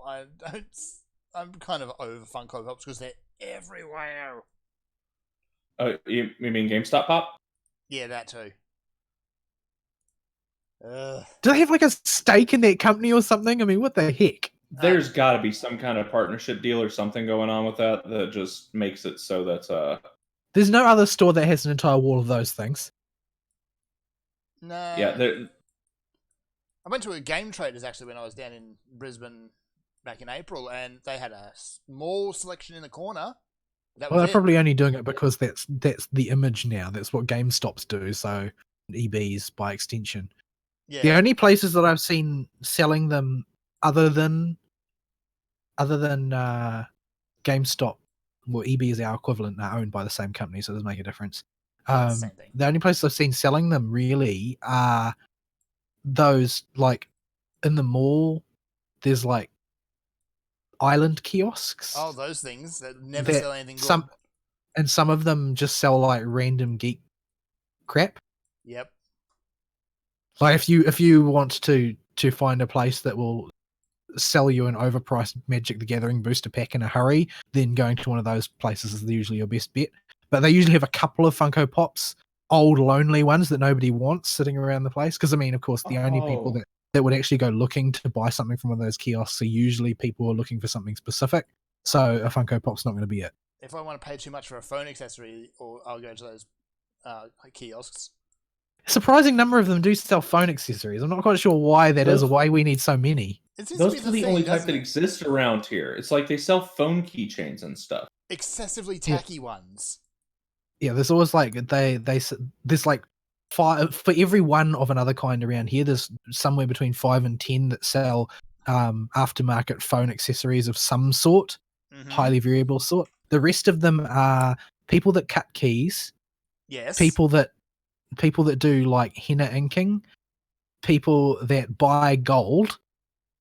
Perfume's And- big here too. At them. I think that some of the cell phone companies are starting to open them up as well because they realize, well, everybody who's looking at these kiosk things are looking for cell phone accessories. So Samsung, we might as well just open our kiosk as well, so at least they can get a phone to put stuff on. Samsung has somehow managed to make one of these shady-looking kiosks and make it incredibly sterile in the same way that the Apple Store is. It's weird. You see, there's kind of Yeah, I've seen those actually. They remind me of that room that they bring all the candidates in the Men in Black movie. just blue text and everything is pure white. Yeah. But I haven't seen too many of the henna inking ones. Usually, though, it's nauseatingly twee calendars. I haven't seen too many twee ones about. I think that pretty much these days bookstores have twee covered. Yeah, they do. Because everybody buys digital books too.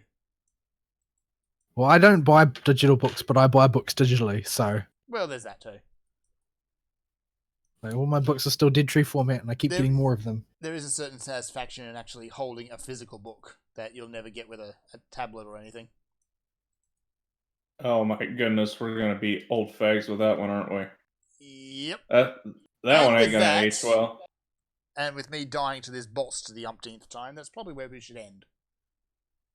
We should never end. I don't think I've got anything else to mention other than the final Evangelion movie in the set of 4 that was supposed to be made is I think getting a trailer. Or Oh, has gotten yeah. a trailer. Is this Yeah, we got a trailer for it. It's been so long that I can't remember what happened in number 3. is this Yeah. yeah, is this the final in which set? The Rebuild There- trilogy. No, it's not supposed Well- to be a trilogy. It's supposed to be a quadrilogy. Yeah, the Rebuild quadrilogy. There's I'm so used to much calling it the Rebuild Evangelion. trilogy because everybody just kind of assumed it was dead. Yeah. No, I think Anno is just very, very slow. But In more ways than one, maybe. we should mention that VN. Why? Why is this a thing? So there's a Kickstarter out for a visual novel, and it sounds from the description Oh. like it's going to be an adult visual novel as well. Yeah, because of course it is. I'm actually But okay with this just the more I read- think about it. Read out the title because it is just why. I have to find it. Volume Mine to waifu is the Führer. Yep. So basically, on the eve of World War II, all of the top brass of Germany, except for Rommel, who's been away, are transformed into anime girls because reasons. because I- reasons. I mean, It if you becomes wanted reasons. another way to take the absolute Mickey out of Adolf Hitler, this is probably it. I don't think we can Yeah. go anywhere after this. I think this is I peak. think we may have arrived. This is the natural destination of Adolf Hitler's legacy is to be seduced by otaku so that they can see the H scene involving Hitler. I'm going to stick with the Oh. Mel Brooks interpretation and leave it at that. I love that you pointed this Kickstarter out to me It's just on the week I was covering Jay Sean Lemoyne deposing Vic and him getting the nickname the Fuhrer. why? This has made so many things that I can make jokes with. It's not even funny. I hope Yeah. you're enjoying this from your box seat in hell, Adolf. Oh, This is man. what remains of your legacy. This people using you as a joke. Oh, I saw the best. Speaking of the Fuhrer, the best nickname for Jay Sean Lemoyne and his sandpaper throat that I saw after the Fuhrer question was Mein Kampf. That was my absolute favorite. That's awful. Winner, winner, chicken dinner on that one. Just awful. Take us out. All right, Before this folks. gets any worse. You say take us out. For a moment, I thought you were just begging him to kill you. There may be elements of that. This has been a very eventful week with a lot of stuff going on for a while. We actually had to rush through a lot of topics, and I had to cut a few things. But short. now everybody thinks we are not a gaming show, but a legal show. Apparently. Yeah. Yeah, well, them's the breaks. So, folks, email topic of the week is what's your favorite nickname for the Fuhrer Jay Sean Lemoyne after you watch the Vic depositions? Because I know y'all aren't going to write us emails. Or just tell us what you think of that, of the Mine Waifu Kickstarter. And Waifu. I am very tempted to buy this game the more I think about it, just to see how far down the rabbit hole we go of reaching the logical conclusion of the most evil man in history's legacy. The only people who believe in his worldview these days are skinheads and Antifa. So he's basically got the soy brigade behind him now. Oh boy. Okay, let's get out. All right, folks, we're gonna get out. We'll see y'all next week, hopefully with some happy news. We won't be sad and making fun of dumb people about how they tried to ruin a man's career, and then he dunked all over them. So we'll see you then. Sayonara. Bye bye.